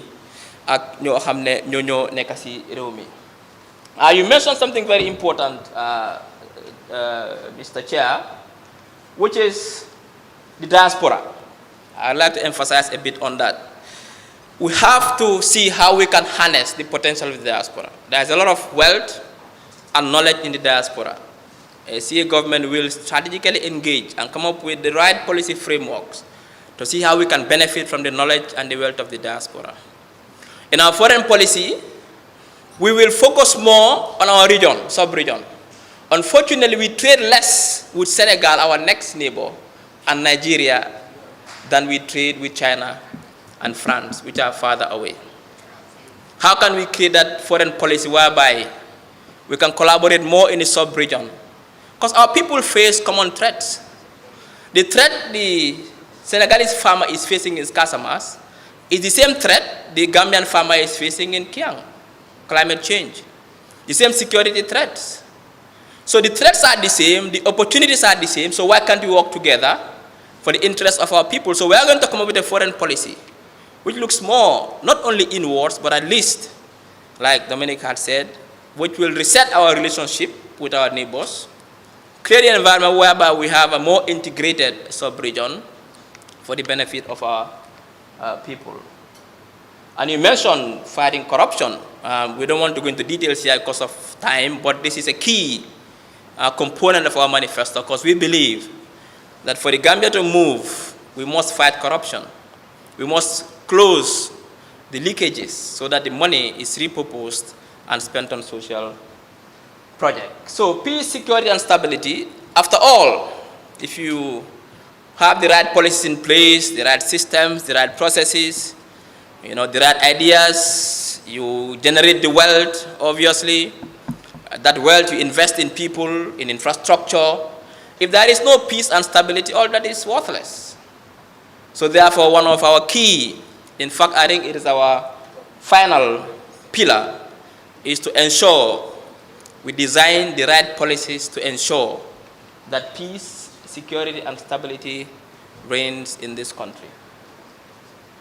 Obviously, we will leverage the work of the CRC, even though I don't know how far that is, the TRRC and the SSR, and other TJ processes to reinforce trends leading to a more peaceful and stable Gambia. Gambia has been a beacon of peace, not only in the West African sub-region, but in the entire African continent. I remember when other countries were dictatorships, one-party states, civil war, only Gambia and Mauritius and Botswana were peaceful, and not only the sway of military dictatorship or one-party states. Unfortunately, in 1994, while other countries were moving towards democracy, we took a U-turn to dictatorship. And we all know what happened after that. Now we have to make sure that we build on what we have now to create a more stable, a more peaceful, and a more secure society. How do you do that? You focus on human security, of course. Currently, most of our security threats, for me or for us, are not waking up one morning and we are annexed by our neighbor, or there'll be another country coming to invade us. No. It's about environmental distress, conflict over land, obviously, conflict over resources, conflict over forests, for example, climate change. These are our threats. A youthful population, frustrated, hopeless, no jobs, no hope for the future. All concentrated in urban Gambia. These are our threats. How do we invest in young people to get jobs, to live a dignified life? That is ensuring that we have a stable society. How do we ensure that land is equitably distributed? That is to ensure a peaceful society. That is where the focus should be. How do we ensure people have human rights? How do we ensure justice? Injustice can lead to insecure societies. How do we ensure that there is justice in the Gambia? People have access to justice, human rights. ensure the well-being, peace, and the security of all Gambians, both in their homes and on the streets. How do we ensure we spend sustainably in internal security? The police, obviously, law enforcement. Change the whole idea of law enforcement, obviously. Secure our borders and protect our people against serious crimes, including drug and arms smuggling, terrorism, and human trafficking. We all know that our borders are porous. The amount of small arms is not only here, it's in the sub-region, Mali, Guinea-Bissau, and the whole Sahel. They have porous borders. What policies do we have in place to ensure our borders are secure? Because our borders must be secure for our people to be secure. All these things are policies that the CA government has ideas for. Invest in transforming the services, not only of the fire services. I don't know whether most of you know that since independence, the Gambia government has not bought one single fire engine for the fire service in this country. Every engine we have is a gift. That is, the fire service is underfunded, under-equipped. And fire disasters are becoming a thing that are common here today. It's one of our security problems. We have to invest in that. The police force, we must invest in the police force. We must modernize the police. We must modernize law enforcement in this country. We must equip the police with the right tools to act like a 21st century police force and not a 1965 police force. Because the manner of crimes have changed. We are going more into cyber crimes. How do we prepare our police to tackle cyber crime issues, environmental crimes, money laundering, global criminal networks? Our police must be prepared to deal with these things. We have to invest in the police, motivate them so they can do their jobs in a corrupt-free environment. This is key. Our prison services focus must shift away from punishment, more towards rehabilitation. I cannot imagine holding our youths with a joint. You put them in prison for 6 years. You rehabilitate them. If you serve time in prison after 10 years, there must be a way to easily integrate you back into society to become a good citizen. All these are important. So we have to reform the prison system as a whole, the entire prison sector as well, in terms of the way we view prison. So these are all things and focus more on community policing as well. Reset the relationship between the security forces and the police. Create new institutions, especially security institutions. That's what governments do. You look at your threats today, and you look at your emerging threats in the future, and you create the security institutions to deal with those threats. It doesn't mean that because we have NDEA, we have NIA, we have this, so they have to stay, even if the threats have changed. You change the institutions based on the threats that are now and already emerging threats. That is why today we have the same ministries we've had since 1981, ministries that are not fit for purpose anymore. You create ministries based on your current needs and your future aspirations. And you see a government is going to do that. CSOs are key partners. They hold governments accountable. They provide a vibrant, educated civic space. We don't see CSOs as enemies, but as partners in development, people who are going to tell us our weaknesses. So therefore, we have to find a way to engage with civil society organizations by establishing open dialogue and consult with them on a regular basis. We create that environment for them so we can operate in a free, fair, and transparent environment without harassment, without intimidation. We partner with donors to harmonize procedures for providing support to CSOs. You have to support CSOs if you want them to do their job properly. We also partner with them in terms of capacity building. One of my students, Syed Matija, once said something very interesting, that we talk about reforms. CSOs also has to reform in this country. They have to play a more prominent role. They are that important in terms of being a counterweight to government. The media, I'm glad that you are here. They call them the fourth estate. We say government has three arms: the executive, the judiciary, and the legislature, holding each other accountable. They check and balance each other, so no one government abuses power. The media is the fourth one. If all these three start abusing power, the media holds them to check. So they are key partners in development, therefore. So we have to find a way to ensure that media plays a more prominent role in consolidating our democracy and in holding government accountable. GRTS has been an instrument of the incumbent, political instrument. We have to change that. It has to be an independent public broadcaster, because it is we who sustain the taxpayers. Your money is what sustains GRTS. It should fight your agenda. It should bring educational programs to teach, civic programs to teach our kids and society and our population, and not running the agenda of one man. We think that should not happen. So we review, aligned with best practices and the implementation of the Right to Information Act. Right to information, every citizen must know exactly what the government is doing. You have a right to go to NAWEC and ask for things, as long as they are not classified, to know exactly what is NAWEC doing. That's the Right to Information Act. Every citizen must have it to hold government accountable. That is transparency. Establish and empower the National Media Commission to exercise its oversight responsibility, devoid of political interference, and engage with labor unions and civil society organized to promote the principles of decent and transparent work.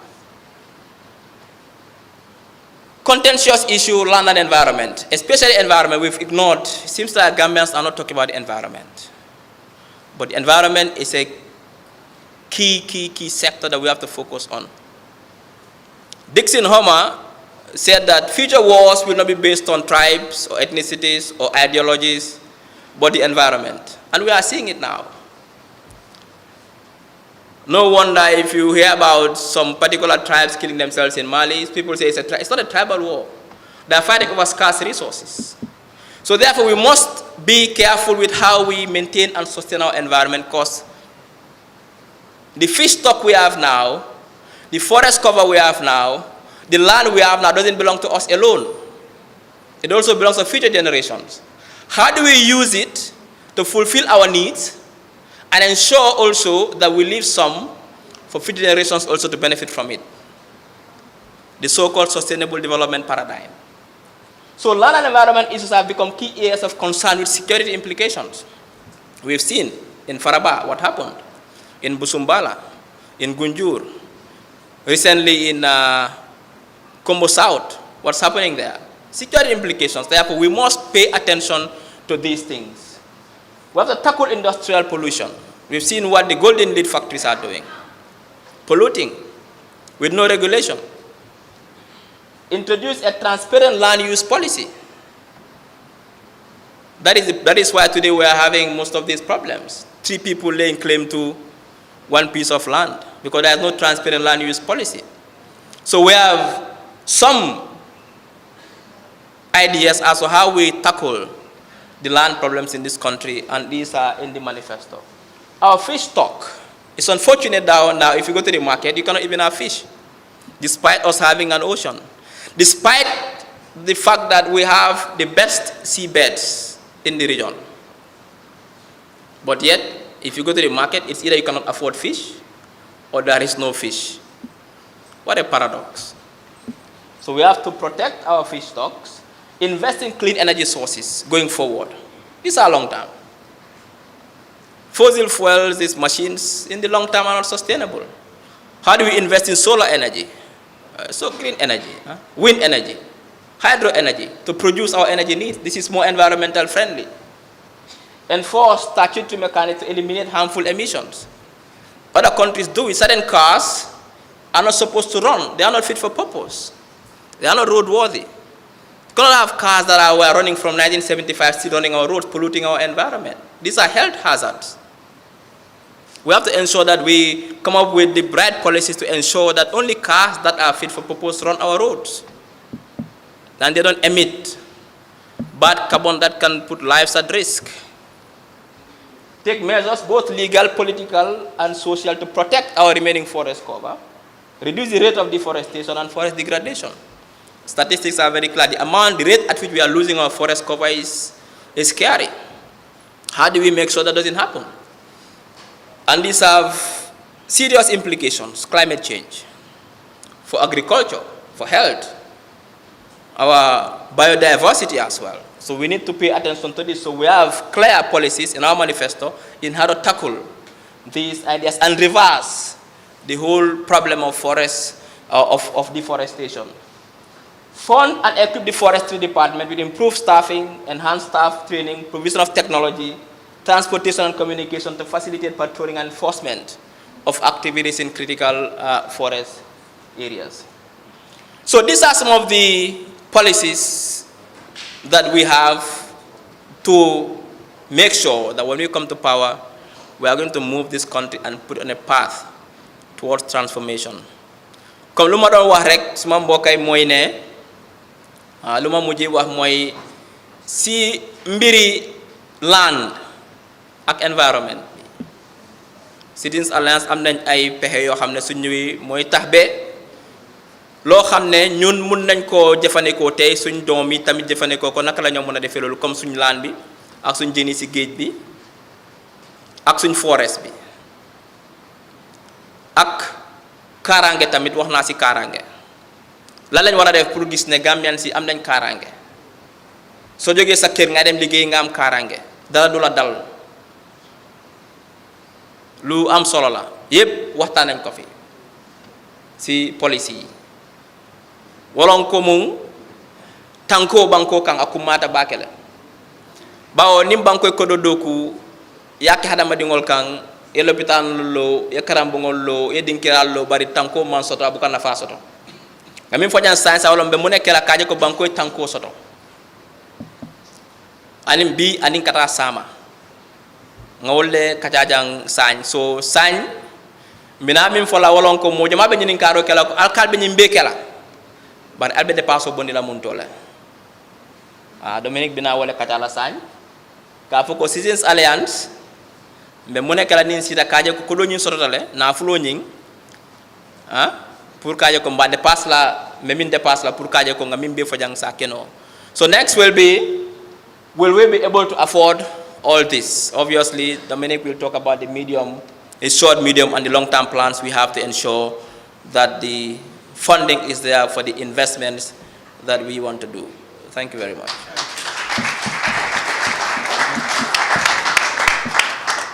I think this is about the last or the second to last slide, so please just bear with us. We want to make sure that when you leave this place, you understand this document sufficiently enough to be able to read it and proliferate it well, Now, when we talked about building wealth, I made reference to the national budget.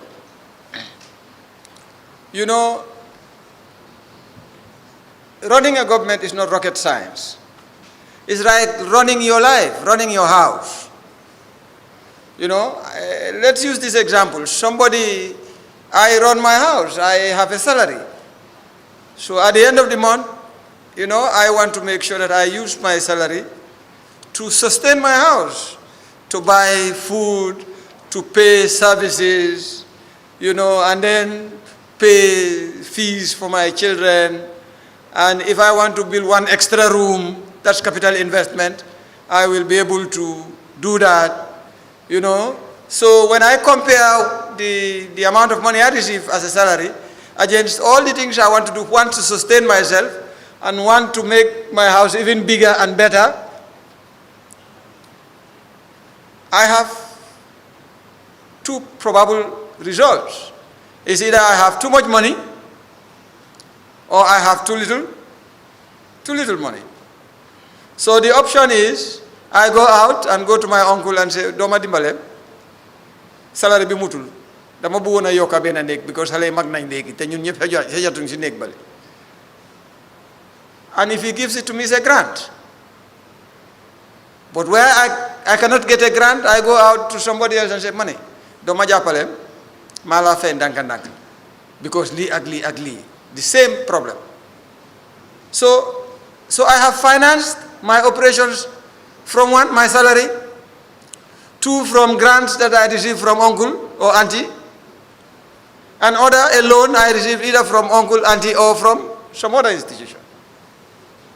But the fourth option is, I say, well, hamna ne salary bi du doy. Te suma yaakaare salary bi rek dama dekk si ñaan wala si leb. So maybe what I should do is go to somebody who has a piece of land by the road. Manako okay legi, xam nga man julala. Sma mun dafa bari si njaay. So now lima buga moy ma yow ñu bokka man munuma la fay luwaas pour béré bile. Waaye soo ko si dugalee man dinaa si dugal suma mun ak lu tuuti lu ma am ñu am lu anglais di ooyee kiosque boutique bu ndaw ñuy jaay ndéew añ ak reer su weer dee bénéfice bi dinañ ko séedoo waaye séedoo bi nag man maa la gën a liggéey soo man dinaa am 60% yow nga am 40% ngeen xëccoo ba fu wax bi suste ngeen soo leen nangootoo rek ngeen defe ko noonu soo yow loolu li nga see jëlee weer bu dee si bénéfice di nga ko denca wala su nekkee ne mut na di nga ko dugal sa kër pour beneen néeg bi nga bugg a samp. So you have 4 ways of financing your operations. Government operates exactly the same way. And again, you know, if you are giving too much lunch to your children and they are wasting it, you know, or at one I can give you an example. My house, we used to buy bread every day, but I realized over a long period that nobody eats this bread, and the bread goes to waste. So I decided we must not buy bread again. When you need bread, we will put a little bit of money in one place. If you need 1 loaf of bread, go and take $7 or $8 and go and buy the loaf of bread. And since then, my pocket has been very happy as a result of that decision, because it has freed what I would have spent all the time buying 3, 4, 5 loaves of nice bread only to be thrown away. So that in itself is a way of financing my operations, because it has reduced the amount of money I spend on bread. Now I can spend it on something else. So you see, we have up to about 5 ways of financing these things. That's the way a country is also run. A country has to develop the capacity to generate revenue. Government has a budget. Government charges services, you know. The owner of this hotel, at the end of the year, they are going to produce reports, financial reports. In fact, they don't even wait at the end of the year. Every quarter, they file taxes and they pay the required taxes. And we all do the same. So government, you know, invests in state-owned enterprises like the ports and the NAWEX. Hopefully that these people will be able to operate, you know, profitably and pay dividend to government, and at the same time provide a social good in terms of the service, the public good that they have been mandated to produce. You know? So government creates money, and that money, which it collects either in the form of taxes or sale of its own services or investments, you know, foreign, you know, taking its surplus funds and investing it in foreign assets or even local assets, that money constitutes the overall total domestic revenue of government. And it's a very critical input into determining what government can do in sustaining government, or what government can do in building the infrastructure and increasing the capacity of government. And that was why we said we are going to do institutional reforms. Because what institutional reforms means is what I did with the bread. I had to reorganize and reprioritize so that the bread money came back to my pocket, because it was being wasted. You know, even the dogs don't eat dry bread. They must be very hungry to do that. So the dry bread is not useful to anybody except those who are making breadcrumbs and all sorts of things, you know. So what we will do as a CA government to ensure that we afford all of these things is to depend first and foremost on the institutional reforms that will bring lean and efficient governments. And lean and efficient government become less costly governments. And lean and efficient governments, if they are less costly, then you are making savings from the operations of government. And that comes back and is available to government for use. The other thing we will do is to ensure that when we ensure effectiveness in governance and grow the economy will expand. And when you say an economy expands, it means there are more businesses. More profit is being made. More people are being employed. More people are generating income. So your tax possibilities is even bigger. So your revenue space as a government is even bigger. So if we were generating 2-3 billion this year, as a result of proper institutional reforms, corrupt-free efficiency, we will be collecting 4-5 times that in 5 years' time the line. So it means, therefore, we have even greater capacity as a government to do more things. That is how a government, and that is very important. But that in itself creates the opportunity for you to be able now to receive grants. Because those who give grants want to give grants to people who use grants properly, people who have efficient systems. Are you with me? And those who give loans, and it's not bad to take loans. Every government is an indebted government. The US is one of the most indebted governments. You know, for us here, we don't calculate private debt at part of national debt. But in the US or Europe, you know, everybody has a credit card. And they encourage debt. So that they build your capacity to consume even more and dynamize the economic machine. We don't have a system like that. I hope one day we will be able to do that. And I see a government looks forward to being able to do that. So, what are we saying? We are saying that borrowing is not bad. What is important is borrow for a good purpose. Borrow to build the type of infrastructure and system that will generate and enhance your revenue generation capacity. So that means when you borrow, you increase your capacity to generate more revenue, and so you are able to pay the borrowing and at the same time benefit from enhanced efficiency and enhanced capacity. So a CEO government will also borrow. It will borrow, but it will borrow domestically and internationally and channel that borrowing into proper use.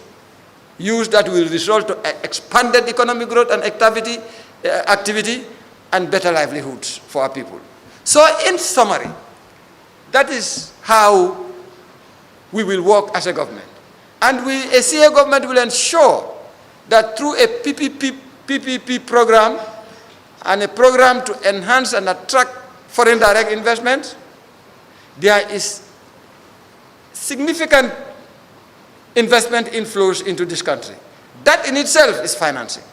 A CEO government will ensure that it makes it attractive and amenable to the diaspora, and we will use the diaspora remittances in a manner in which it will not only help our balance of payment, but it will help economic growth, because the diaspora are actually taking over one function of government which government should have been responsible for, and they are investing in it.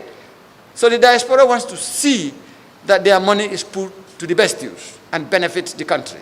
Because one day the same diasporan Gambians will want to come home when they retire, and they want to retire into a very peaceful and very convenient place. So in summary, a CEO-led government will be funded in partnership with our existing and new development partners. And Ismaila has spoken, adequately about how we are going to relate with CSOs, and development partners. And a key requirement will be to align donor programs with enhanced coordination and accountability. So if you want to, the donors, the word donor is a very elusive word, When you hear the word donate, it means dankome, So talem, so talem, monte. But in development finance, donors are not necessarily grant givers alone. They are also credit givers.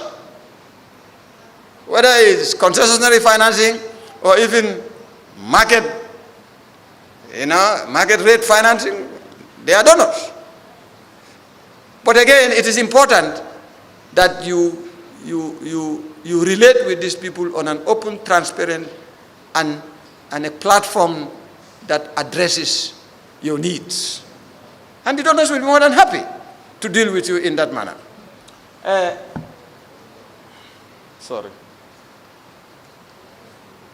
Most importantly, funding will stem from extensive government fiscal responsibility, which include some of the following: austerity, medium to long-term plan to effect a planned implementation of this manifesto.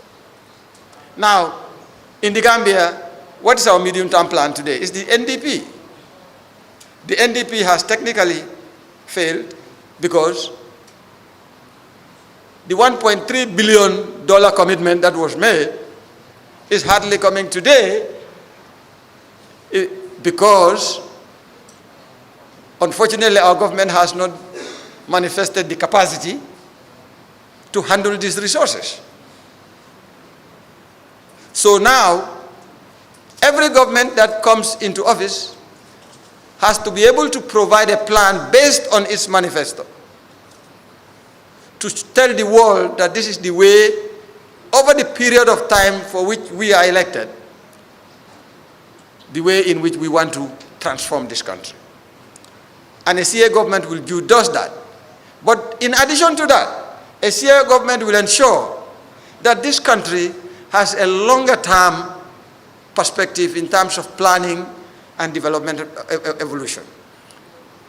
The only long-term plan we had here was Vision 2020, which was abused and has ended. Today, if there is a long-term plan, it's the one that we share with the whole world, the SDGs. And really, it's not our plan.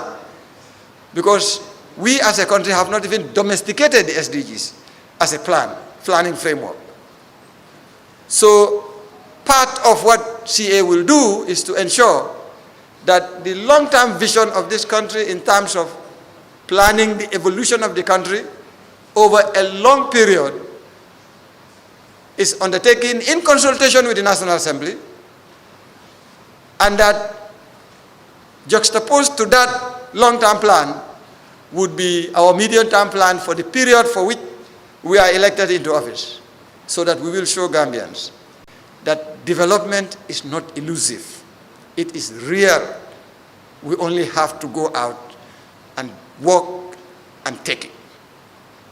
So it is not impossible to fund all of these things that we are talking about. It is doable. They cannot all be done in 1 year, but they can be programmed, and that's what everybody does. And prioritized. Or rather prioritized and programmed. So that's exactly what CA will do. All that CA is saying is, we are going to rally the intelligence of all Gambians, who each one of them has an interest in the welfare of this country, and make sure that the systems are in place to ensure that we generate the requisite funding and oil the machines of an effective and efficient governance platform to deliver economic growth and economic development.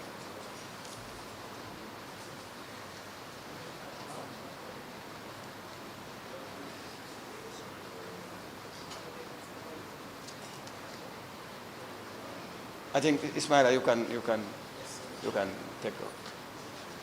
Thank you. Thank you, Dominic. Thank you, Dominic. So we've almost at the end of this session. We've discussed how the whole process started, the procedures, how the 4 pillars, how we arrived at the 4 pillars, and what we intend to do when we come to power, policy-wise. So once we launch this manifesto today, what next? Next coming weeks, what are we supposed to do? We want to internalize this manifesto in every Gambian. Every Gambian must understand what a CA government will have for them. That is what politics is about. That should be the basis for why Gambians should vote for CA. And that basis is, what does CA have for me? If I'm a student, what does CA have for me as a student? If I'm a farmer, what does a CA government have for me as a farmer? And so on and so forth.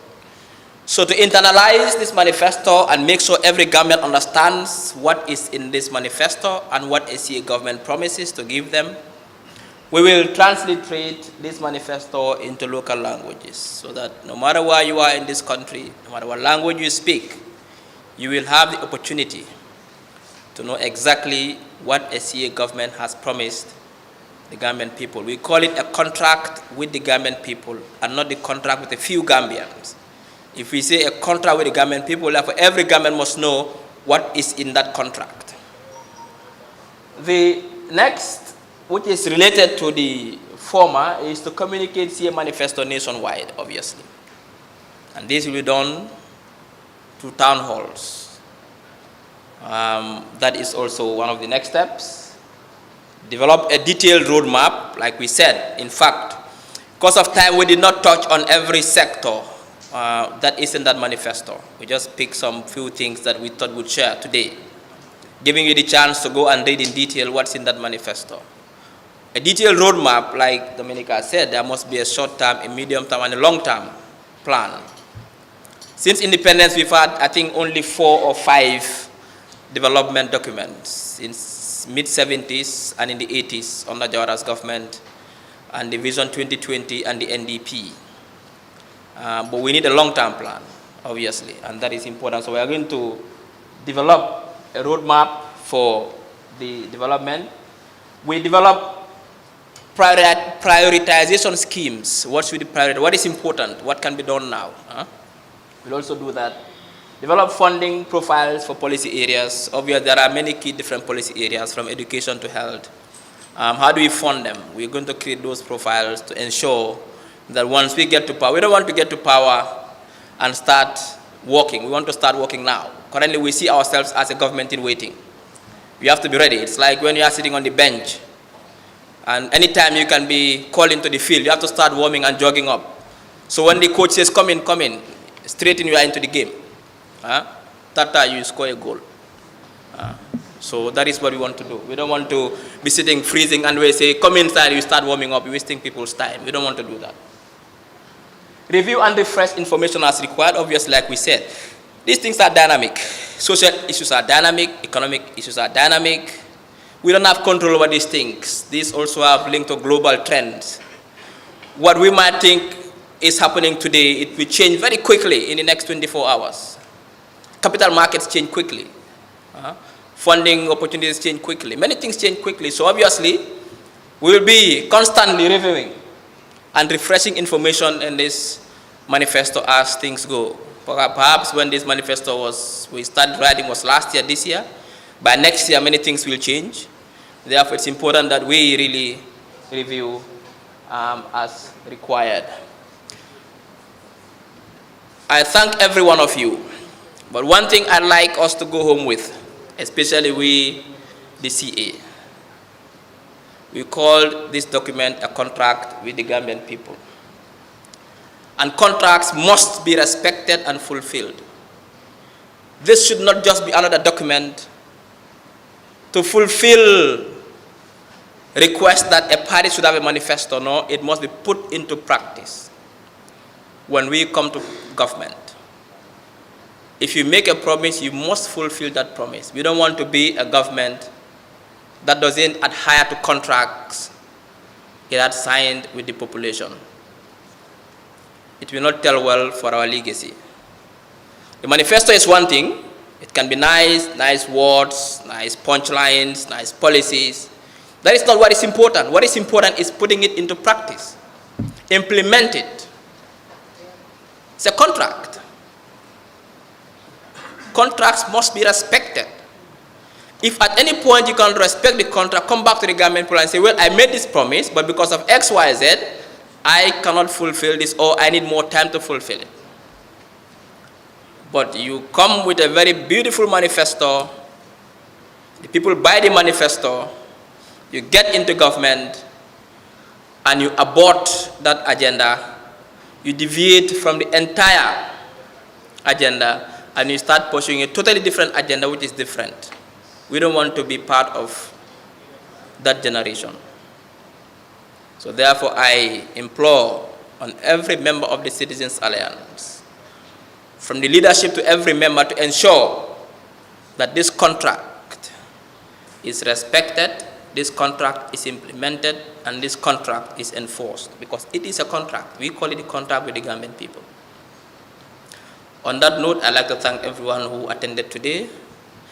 Those watching online from the diaspora, we thank you for your support. We see you as partners in development. We are looking forward to working closely with the diaspora to develop this country, closely with the media, with civil society, with people in the civil service, our security officers, our police officers, our teachers, our nurses, our doctors, our farmers, our young people, our women, our youth, every Gambian. In 65, Gambians voted to get independence from Great Britain. In 2016, we voted for democracy and the rule of law. But independence, democracy, rule of law are meaningless if it is accompanied by development. In 2021, we are going to vote for development. Our people have suffered for far too long. They've been deceived for far too long. It's time for us to change the status quo. It's time for us to ensure our people live a dignified life. It's time for us to ensure our children grow up in a healthy society, our young people have opportunities to live a dignified life. Our senior citizens can retire in dignity and die in dignity. These are things that we aspire for, and these are things that we must work for. I take this privilege and this honor as the party leader and the presidential candidate to declare this manifesto launched and unveiled, and I see you all during the campaign trail, every member, every CA member, to go and sell this agenda to the Gambian people. Thank you very much.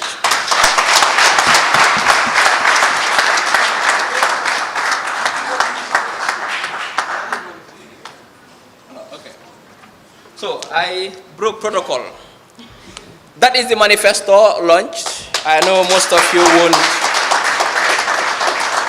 will access it online. We live in a digital world. There are some copies here if you want, not many. But it's going to be launched online today. It's not very congested. We try to keep it as short as possible so everyone can read it. For those of you who can't read English, perhaps you'll be given the chance to listen to the audio versions in the different languages. I thank you all. Thank you.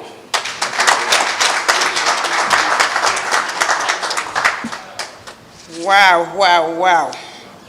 I mean, if I didn't love Dr. Ismaila Ceesay, from now, I think I love him. And I think you all will do the same, everybody watching. Such a great guy. Ladies and gentlemen, before we go right into the question and answer, as the spokeswoman, two things caught my attention here. I listened attentively to Dr. and Uncle Dominic presenting this great document, this document that CA calls the contract with the Gambian people. And as I sat there listening to Doctor talking, Doctor did not say, I will, you should, the government should, the president should, but Doctor instead kept on saying, we must, and we must. That tells everybody CA is an inclusive party.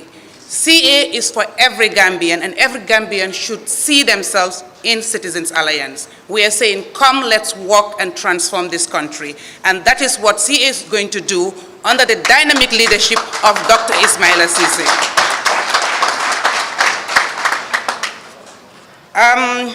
Moving right along, we're going to have question and answer. And the media has been our partners. They've been doing a great job working with us, putting our message out there. And here, that today, them being here today has manifested that. So we're going to continue to do this in a very organized way. The media houses that are here and have questions, I think what we've done is not only put a document together, print it out, or send it in the social media and leave it at that. We brought you guys today for us to talk about it. We explain it in details in the best possible way for you all to understand it, because you are the tool that is going to disseminate the message to the masses, to people who are not here. So we say thank you, and I hope you understand it. To still further give you the opportunity to ask questions to clarify it. Earlier on in my statement, I had said CA is going to create the path, and we're going to provide clarity, and that's what we are here today to do. So if you have a question, you might want to come forward in front. You introduce yourself, which media house you're representing here today, then you can ask your question. And I'm sure the great guys we have here will be able to answer it to the best of their abilities. So if you're ready, I'm ready. Yeah. It doesn't have to be the media alone. Anybody who's here today and you have a question, please feel free to ask, and we'll be happy to answer.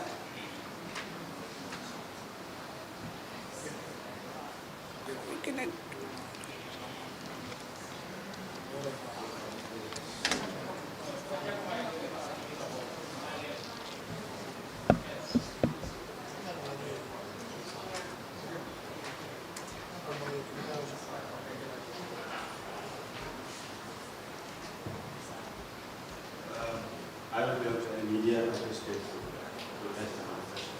But my main headache for Gambian People, my question goes to the decision. How did you intend to tackle corruption? That's my question.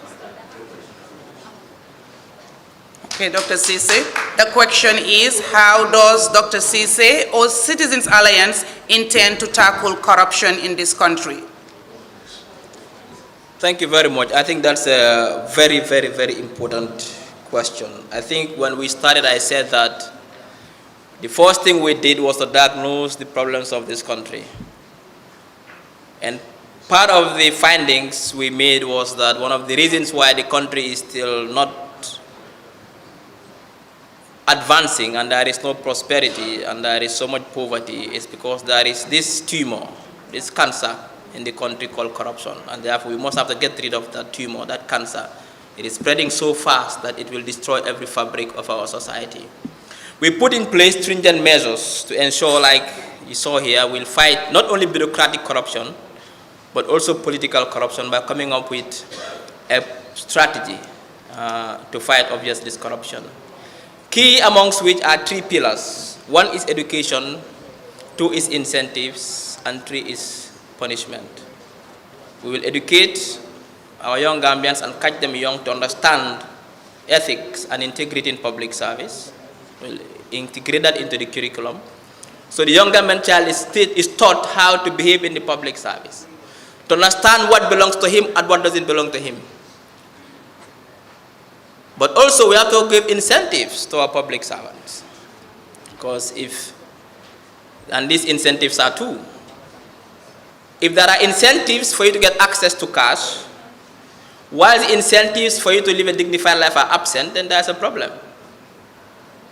So what you do is to remove those incentives by giving public officials access to cash, but also giving them incentives to live a dignified life, a good salary, housing, salary, access to the things you need to also feed your family. You have to feed your family. Because I cannot imagine that if you need $13,000 to survive every month and you are paid $3,000, there's a deficit of $10,000. Where do you get it from? And at the same time, you are working in an environment where there is $10,000 for you to get. You'll get it. We are all human. We are not justifying it. So what we need to do is to remove the incentives by digitizing government, like he said, digitizing the way government does things, digitizing procurement, So that if I want a driver's license, I don't have to go to the police to go and pay for driver's license. That's a way in which you can get a driver's license without you even seeing somebody. You go online, you fill necessary forms, you do your necessary tests, you get a driver's license, those kind of things. Payment systems must be digitized. Using more e-government services, electronic services for payment systems. But also give incentives, pay our civil servants a living wage.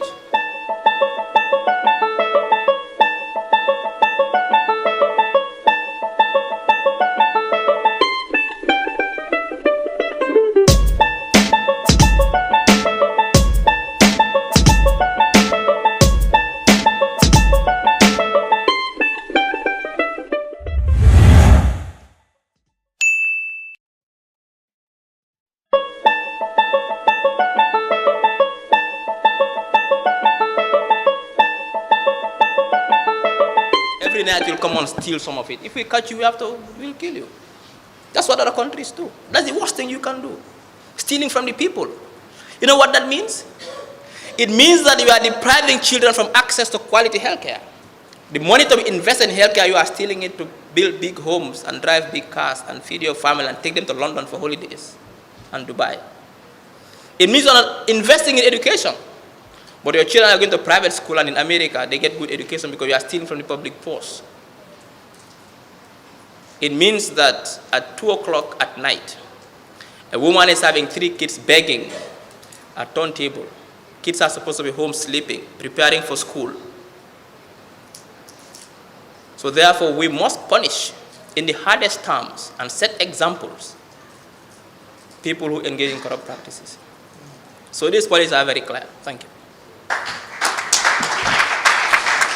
Thank you very much, Dr. Cisse. You can go after him, okay?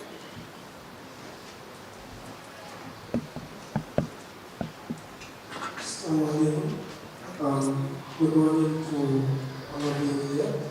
Have a good afternoon. Started with the party leader, Dr. Ismail Cisse, chairperson of the media. I have a very simple question. First, my names are Ansar Jesus Nyata, member of Citizen Alliance. My first question is, I will use the word tenant acts.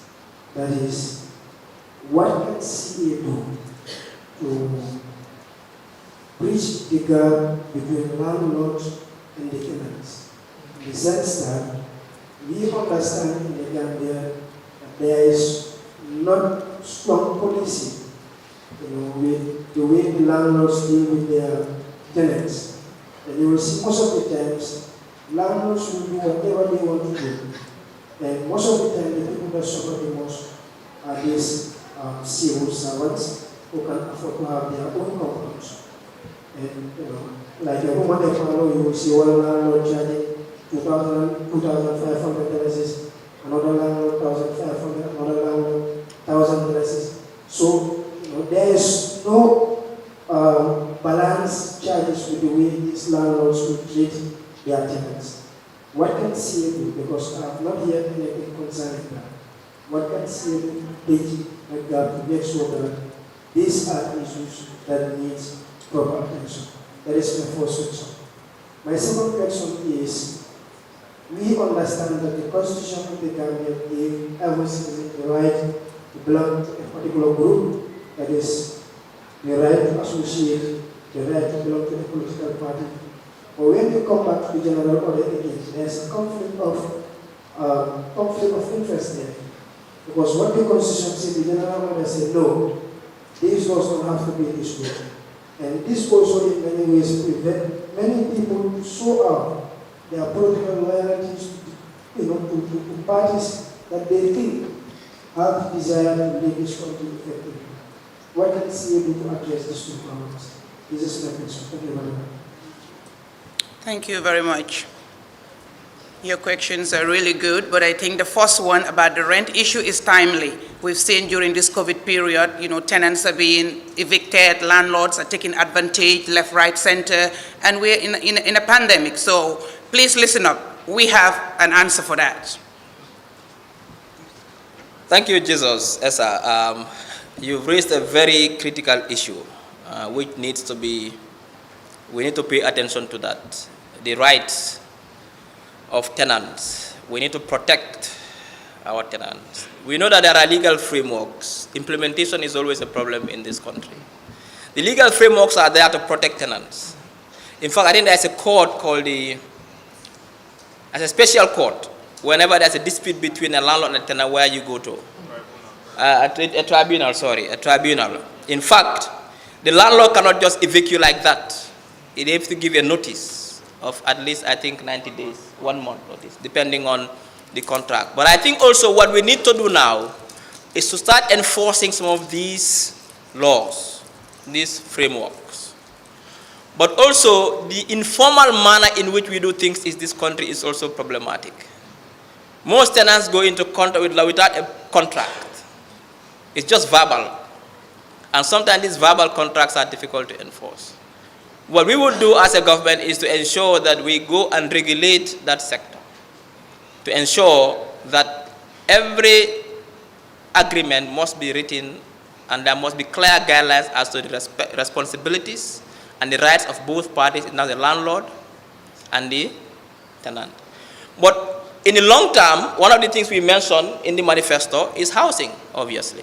Our people need housing. We cannot, it's just like with the transportation sector. Currently, the transportation sector is left to the private individuals. And we saw what's happening there. If you want to move from Banjul to Brikama, you have to pay for fares.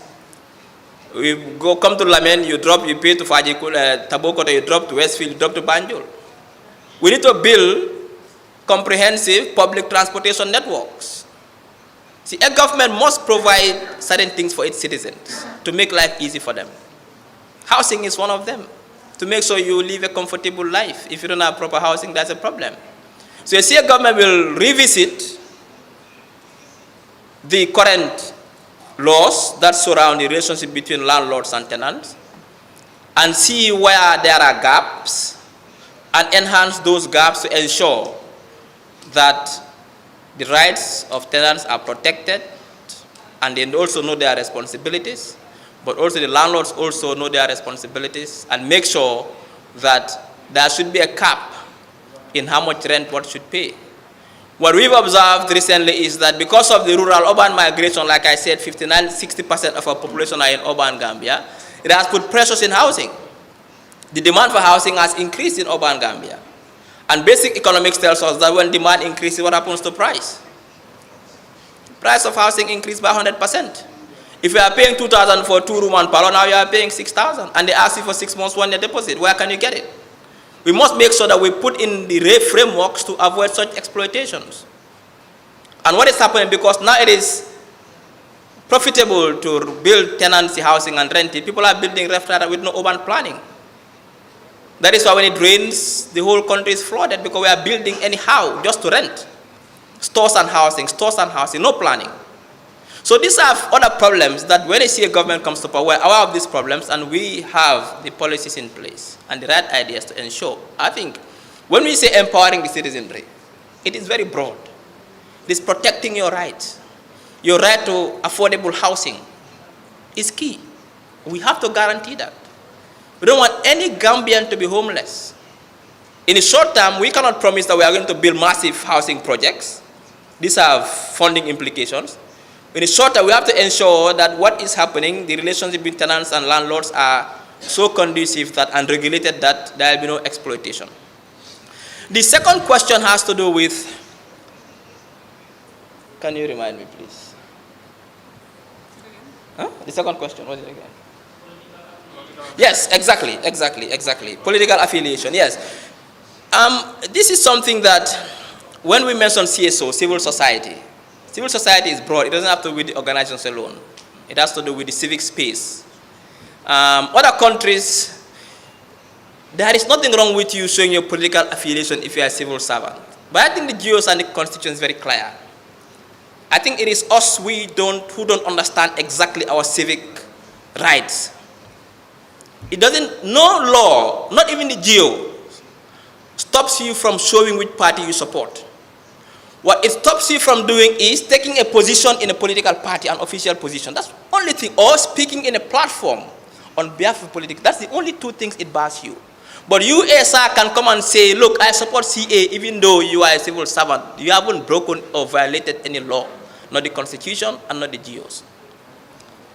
But they make you feel that way because it favors the incumbent. When we come to power, we want to widen the civic space. We do more civic education so Gambians understand more of their civic rights so they can engage more in the political process. Because engaging in politics has developmental benefits. We cannot have a society where we say, no, once you are a government civil servant, no politics, zero. That should not happen. We want to free that up, give the Gambians the chance to affiliate. The Constitution, like you said, is very clear. The freedom to associate. So I think we need to do more civic education for our people to understand that nothing is wrong for you to show which party you support and go and vote for that party. What you cannot do, based on the Constitution and the GOs, is that you cannot, as a public servant, hold an official position in a political party or openly speak on behalf of a party in a public platform. But when we come to power, we are going to revisit those legal frameworks and make it easy for Gambians who are, in fact, that is why the country is difficult to develop, because the best brains who are having jobs cannot enter politics. Because entering politics means you have to make a sacrifice. What is that sacrifice? You lose your job. How can you feed your family? So to make it easy for us to have the best people to get into politics, we need to allow people who are even working as civil servants get into politics. That is the issue. Thank you. Thank you very much, Dr. Ismaila. Gentlemen.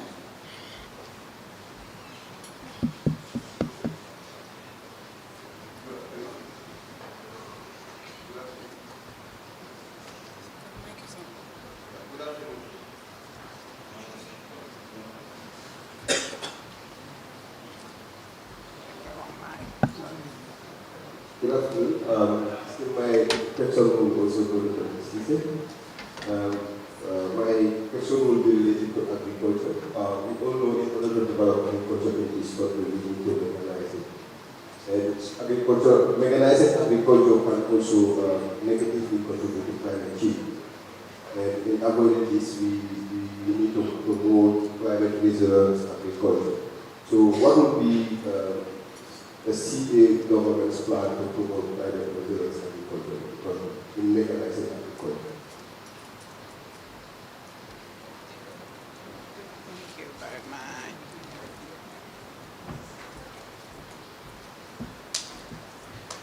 Thank you. At least I have someone who I share certain values with in terms of how we take care of our environment, climate resilience, and so on and so forth. Obviously, we said that we are going to commercialize agriculture.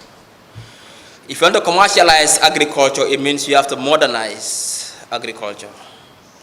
If you want to modernize agriculture, it means you have to mechanize agriculture. And like you are saying, if you mechanize it, this has implications for the environment because these instruments, this equipment we use, obviously can be harmful. But you have to understand also that we live in the 21st century. Most of the equipment now, especially agricultural equipments, are green, are environmentally friendly. Therefore, if we are going to procure some of these equipments to come and work in our farms, we have to go for those that are environmentally friendly. And ensure that we put the right policies in place to ensure a resilient, that we are climate change resilient, because these things are things we are aware of. And strike a balance between traditional modes of production, but also the commercialization. It's important. But I think as a responsible government, obviously, we cannot be bringing in machines that will be counterproductive, that even though it helps us produce the food we want, but at the same time it is destroying the environment. So we will ensure that we put the policies in place. It's in the manifesto in terms of the approach to see that whatever we do, two things are key. Like I said, in fact, these things will be put into the legal frameworks. One of them is that a CA government will sponsor an act called the Welfare of Future Generations Act. Now, whatever we do, we consider the welfare of future. Even if we are building our highways, we have to build it not only for us, but also for tomorrow's kids.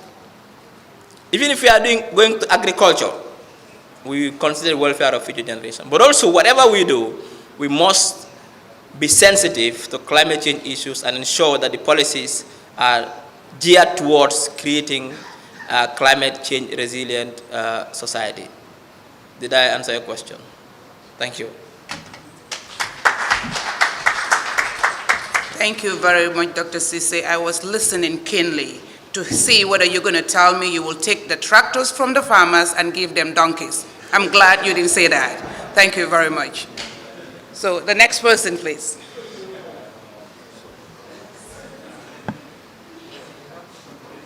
Assalamu alaikum.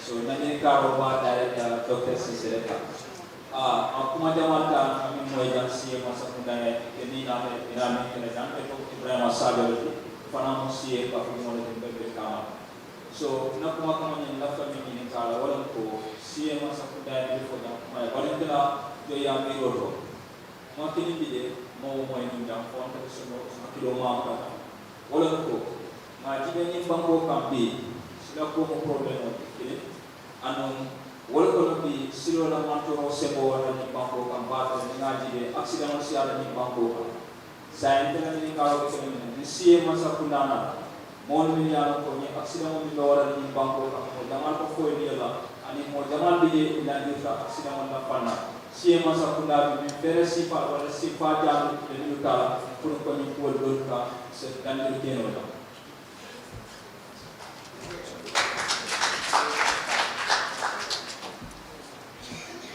barka bake Ibrahima Sadio elanyini karo kumata bake silo fanna abe manifesto konole akatele ko drong bawo bi kon kana kacala kacam yalon kade jamfala nga fendantanu leta manifesto to ngamir kaca jambi bari manifesto fa kono nga silo la ko kaca jele ma fo silo fa mono kande hani ba fa ngol la silo fa nga fo river Gambia bawo nga yele ko river Gambia bi is a source of transportation bari mon man taraka use binita wulta bakol lafta kata banju lafta kata badibu wala kiang silo drum manyala kaken na only chance tensi dumba ko ngata so nga wo silol mbade dala nyaadi le me simfa jumal le tala ni national road authority be do ko kala nyaadi le be mo sila si falle de dala wol bebe manifesto kono le ando ngalon ko jikita ko e motu bab karande ngolti because mo titelete yana la je ko ma angale ko bari amoyle ni rada so kono ni ari abe bejele citizens alliance mo ne fo kombe mo sila si falle de dala mbade dala nyaadi le bawo silol kum matale because ni silol man beti an kambe fo agriculture trade wol beti tanola fo mo si move goods and service si move ndol lafta Gambia mi alon fo river Gambia bi anyanda kay vibrant lolum kulungol bitay bina be fengol samay mol samale bitay bina na silol be tamakam anen ku kotanol so wobe manifesto kono le manjina la mad ko ma womu kulti mi alon ko akumata bake sako niata lafta ka gamela na flo doku fo silol si doku ane min foto nyalo accident ngol siata le bari mala mo ne accident ngol fangol cause because nteng na london dingo accident nyanta kala munan naketa nyante na saje next time nga avoid andumu kuldi mi alon ko mesin falta la jele abarka. Thank you, doctor. Thank you once again. I'm going to take 2 more questions. If there are any, then we will call it off from there. I know it's very, very participatory. People want to participate, but we have to cut it short at some point in time so that you all can go and do other things today. So I saw 2. Okay, you can come over.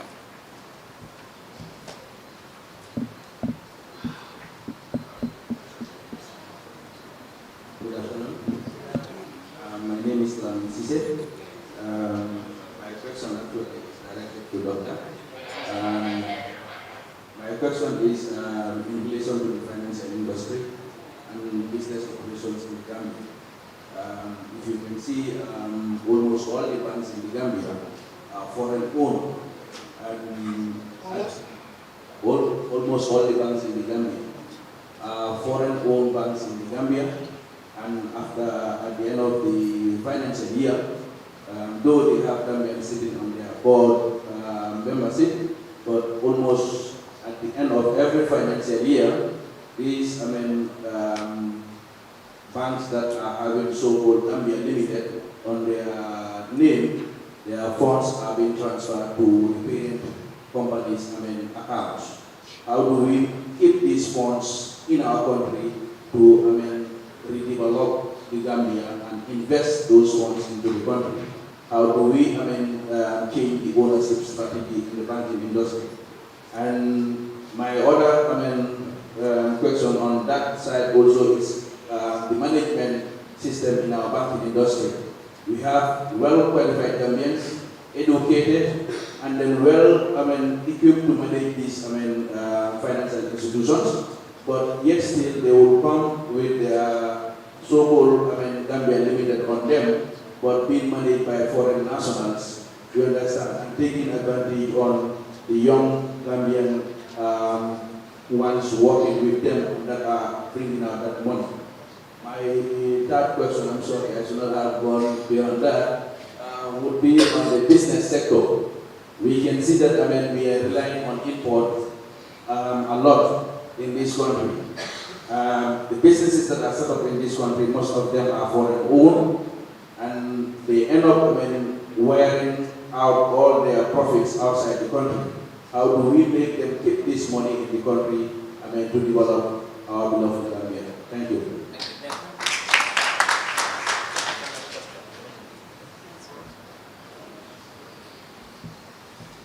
Okay, what we want to do, we'll take the final question so that when Uncle Dominic comes up, we'll answer all at once. So gentlemen, can you please come forward?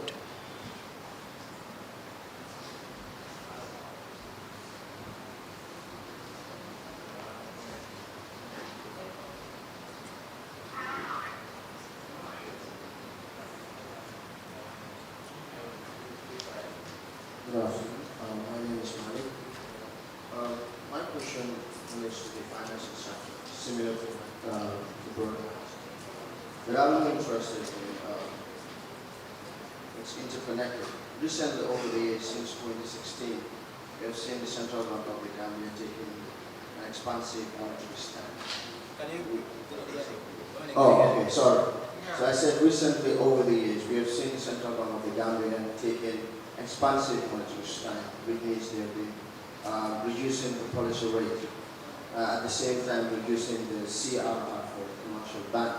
This leads to a lot of liquidity in the market in terms of currency, which theoretically or through the transmission mechanism, we expect credit growth to commercial businesses to obtain loans and all that. But the data doesn't show that lending rates are dropping, even though the monetary policy rate is dropping, and businesses are not getting loans. And I would say one of the reasons is that most of the business we have in the Gambia are trading business, they're not productive business. So if you want to get a loan from a bank, you need to provide cash flows and future gains from assets and other stuff, and sometimes they don't qualify, so you don't claim the bank. So what I'm saying, my question is, what plans does the CA government have to ensure that the monetary policy transmission mechanism goes, which means when the rate drops, it affects, actually in reality affects lending rates, and business are able to get, which I've seen a little bit of highlights in the manifesto about small SMEs, businesses and all that stuff. That is one. The other one is connected with trade and foreign policy. There are a lot of our relations, foreign relations have been changed. India, China, and Senegal have become key players in terms of foreign relationships. And this has also transformed the nature of businesses we have in the country. The Indians and the Senegalese and the Chinese in terms of businesses that they are running in this country. But they are also pumping money into this country. When we can look at infrastructure developments we have in this country, China, India also are key players. So how does the CA government reconcile these two to make sure that in addition to that we still have students going to India and China to studying there.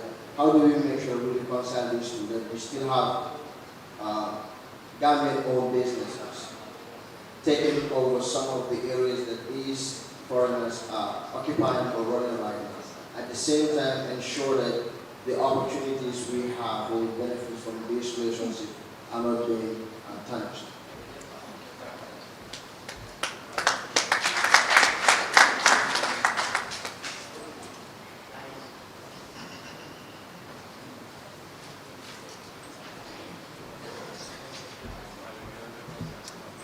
Okay, thank you very much. I have about 4 or 5 questions. The first one is about that the banks in this country are mostly foreign owned, and at the end of the year, when they declare profits, they transfer these profits out of the country. And what plans does a CA government in evolving an ownership strategy that will encourage Gambian ownership of these banks so that most of their profits are retained in the Gambia rather than being wired out at the end of the year? Am I right? Good. And also that, because I want to answer the 2 questions together, they are related with each other, that most of these foreign-owned banks mostly would bring what they call foreign experts, whilst there are very competent Gambians who could have occupied these positions, you know. So what policy would a CA government bring into play to ensure that Gambians occupy these positions, you know, and reduce to a minimum, you know, the number of positions that would have been held by foreigners in these banks, even though they are foreign owned? Is that accurate also? Good.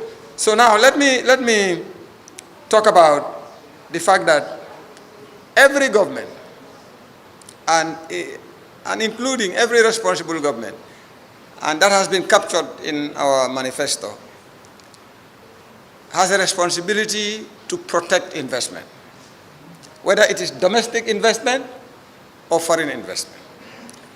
Because part of the financing of our economic growth is to encourage investment, either increase domestic investment or increase foreign investment. And the banks in the country are foreign investments.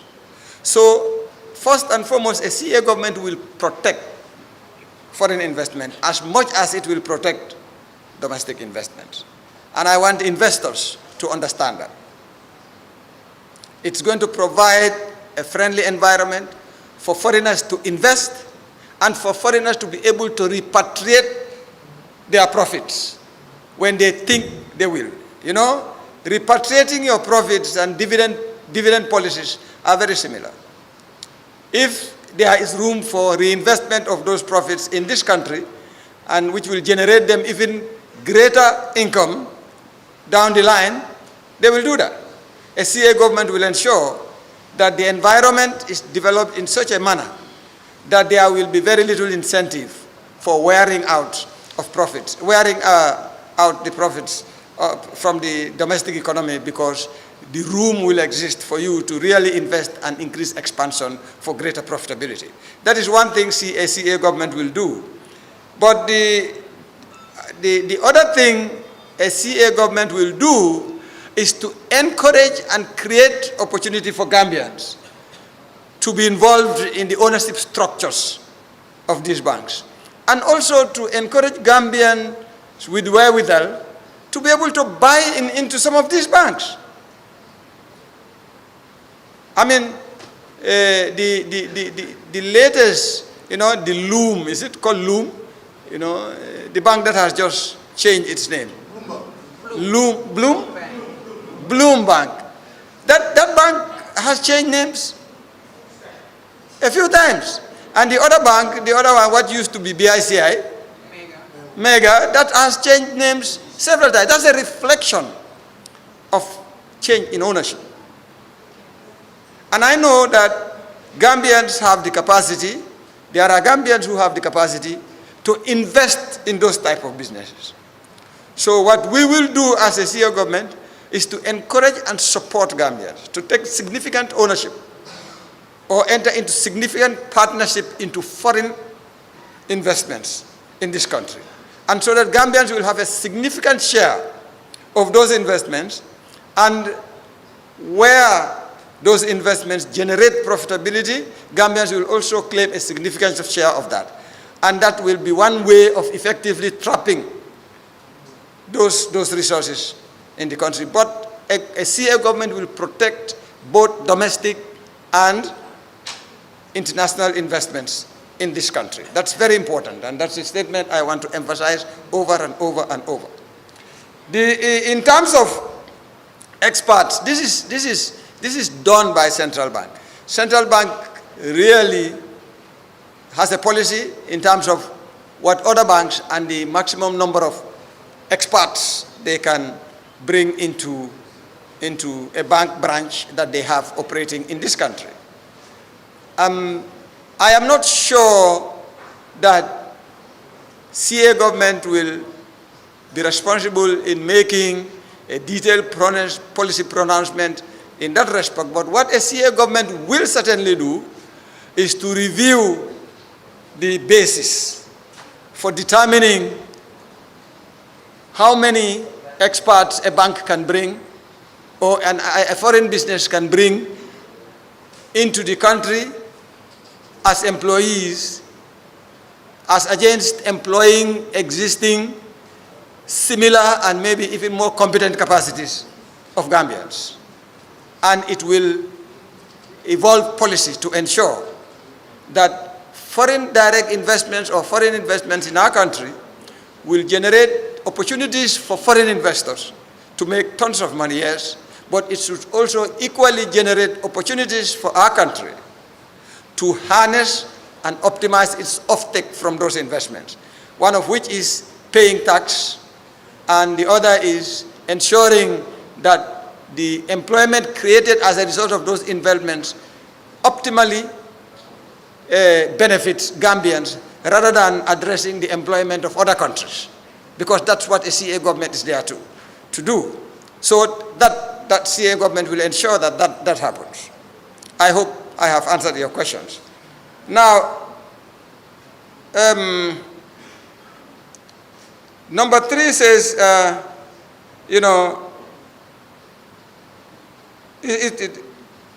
import, that our country is import reliant, and at the end of the day, most of the businesses that we have in this country are really foreign-owned businesses. And it's similar to the first 2 questions, that at the end of the day, the monies, their profits are wired abroad. Let me tell you the truth. If somebody invests in this country and he makes money, he will wire it abroad. You know what constitutes remittances? And it's one of the drivers of economic development in this country, is Gambians who also invest abroad who is wiring their monies back here. What is good for the goose is good for the gander. But let me say this, that we are going to encourage Gambians through policy to ensure that Gambians excel in their entrepreneurship and enhance their risk-taking by entering into partnerships or even their own investments into some of these sectors in which foreigners dominate. And eventually, Gambians will form a significant proportion of the participants in these sectors. And it comes with the trappings that these wearing out of resources will be reduced significantly, and Gambia will be better as a result. But the truth really is that anybody who invests here will be protected to the extent that you are doing the right thing in the context of the law and policy. Now, the other one is the CBG expansive monetary policy. That is true, and I'm glad that you have raised that. You know, I was looking at the weekly Standard Bank report on some of these critical monetary and fiscal indicators.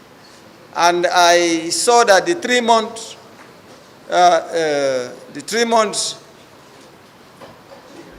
T-bill rate was about 1.65. And I think the highest was what? 18 months, about 6%, you know?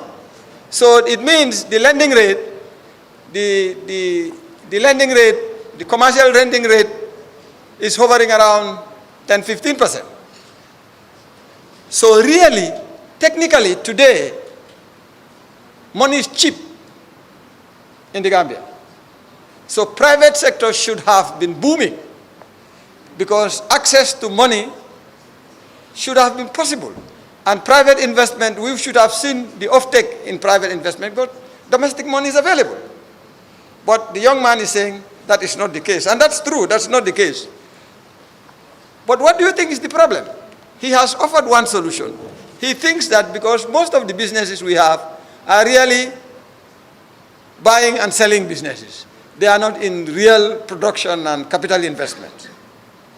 You know, so all they need is short-term financing of their LCs, you know, which they can secure very easily, and within 60 days or 180 days, they turn around and the banks make money, they make money, and it's gone.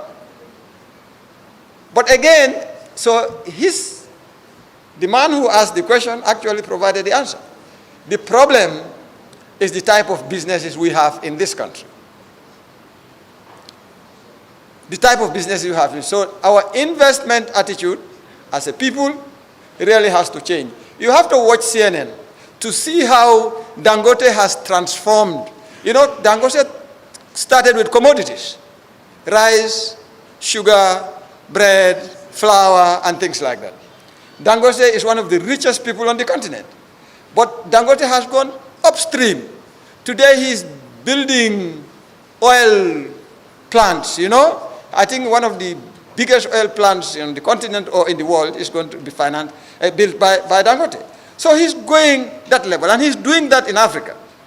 So our businesses, our top business people, the Tafts and the Gays and you know, these big people, so who have reserves and maybe not reserves, but who have the wherewithal to be able to engage with financing institutions and raise investment funding, should look at more capital investment and industry-related investments, you know, or even if it is finance, more institutionalized form of investments in finance, like in banking and things like that, you know, and that will change the tide.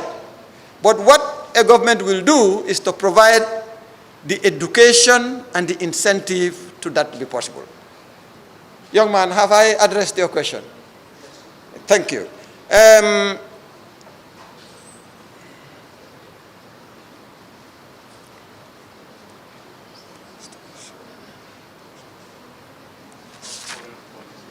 Trade, okay. Now, the dichotomy between trade and foreign policy. You know, and he's used a very interesting example of China and India.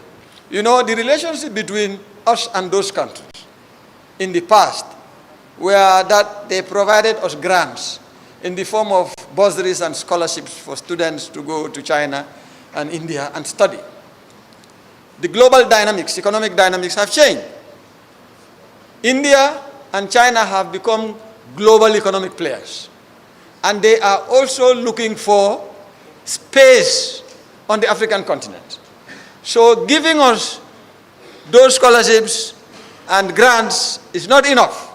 If a grant is given, it is given to enable financing for major projects, you know, in the form of either loans or allowing them their own businesses to come and invest in this country.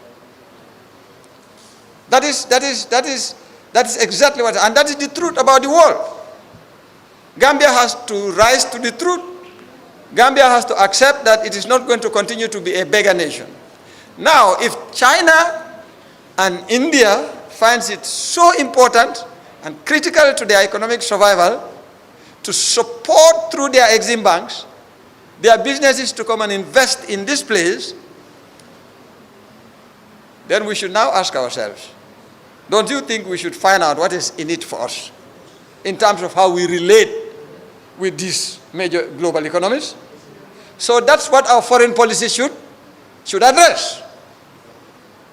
That's what our foreign policy should address. So what CA would do is to ensure that our foreign policy recognizes the opportunities that exist in a relationship like that and ensures that where those businesses can come here and do businesses and they give us grants that will enable them to do those businesses, the grant component must be reorganized to ensure that we benefit from them, you know, as a nation. But also that the businesses don't only create a profit generation mechanism for Chinese outside of China or for Indians outside of India, but it helps build the same industrial and productive capacity and transfer technology, transfer managerial capability, transfer entrepreneurial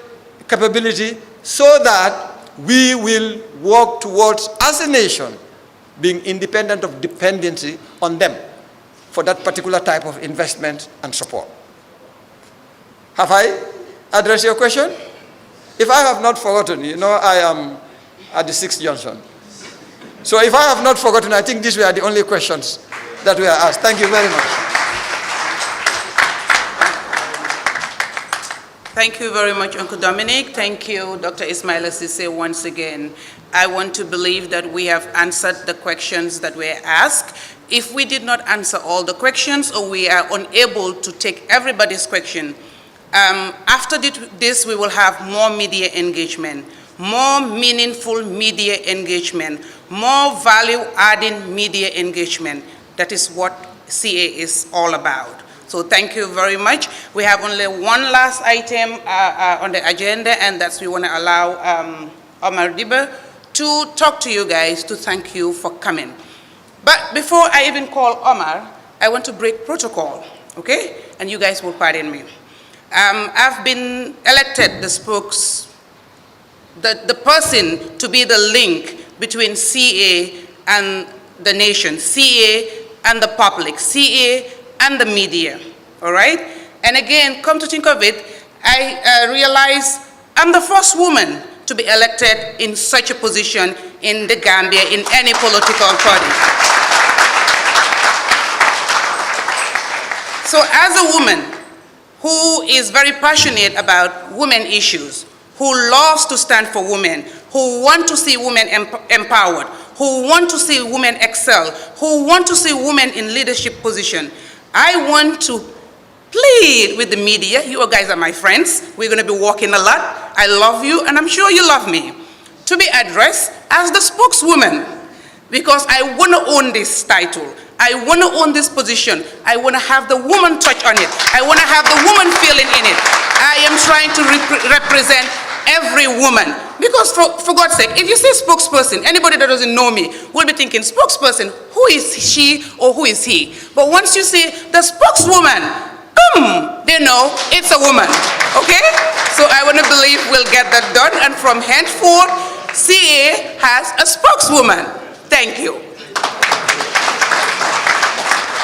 On that note, I want to call on Omar to please give the closing remarks. Thank you very much.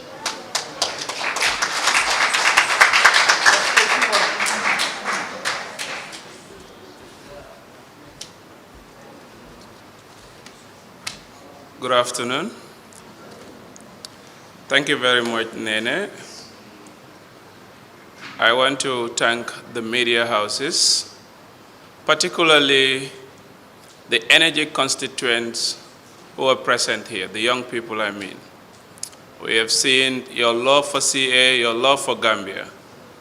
I want to thank the CA executive for for the hard work they have done to ensure that they have produced a manifesto that will be Gambian people centered, that will be progressive, that will address not just the problems of the current generation, but even generations unborn. Yesterday was the final night when I went through the 60-page manifesto. But well before that, I was part of the young people who reviewed the manifesto and constitution of 4 political parties in the Gambia. I ended up reading the manifesto with 3 drops of tears on the screens of my laptop for 3 reasons. The reasons are,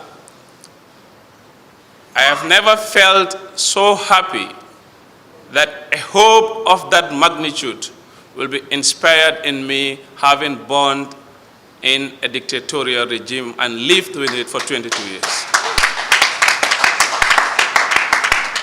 The second reason is that I could see a signal and a big sign that will inspire hope in the development trajectory of our country behind the vision of great men and women of Citizens Alliance. And then the third one is, I have seen a future where I will live a life of dignity, that of my children, and then also reclaim the lost glory of our motherland, the Gambia, on not just the African continent, but the world at large. These are the exact representation of the drop of tears I had on my laptop screen. I know that we're going to move from today. We will move towards progress. We will move towards social cohesion. We will move towards political and socio-economic development to usher in the Gambia that we all have been dreaming for long. But all this will be possible when you go back home, read the CA Manifesto, but not just to stop there, but spread the message of the content in that manifesto in every corner of the Gambia.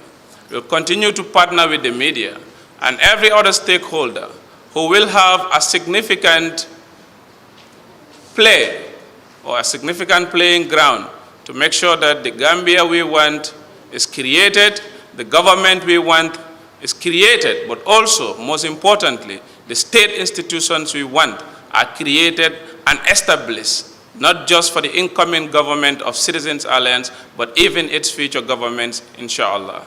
On that note, I wish to thank you all for your kind attention. God bless you.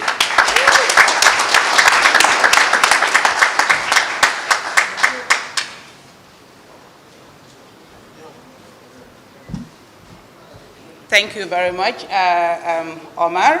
Omar is saying CA will restore hope and dignity. If you have not caught anything, please go with that. CA is going to restore hope and dignity. So on that note, thank you very much for coming. God bless you. Have a blessed afternoon. Thank you.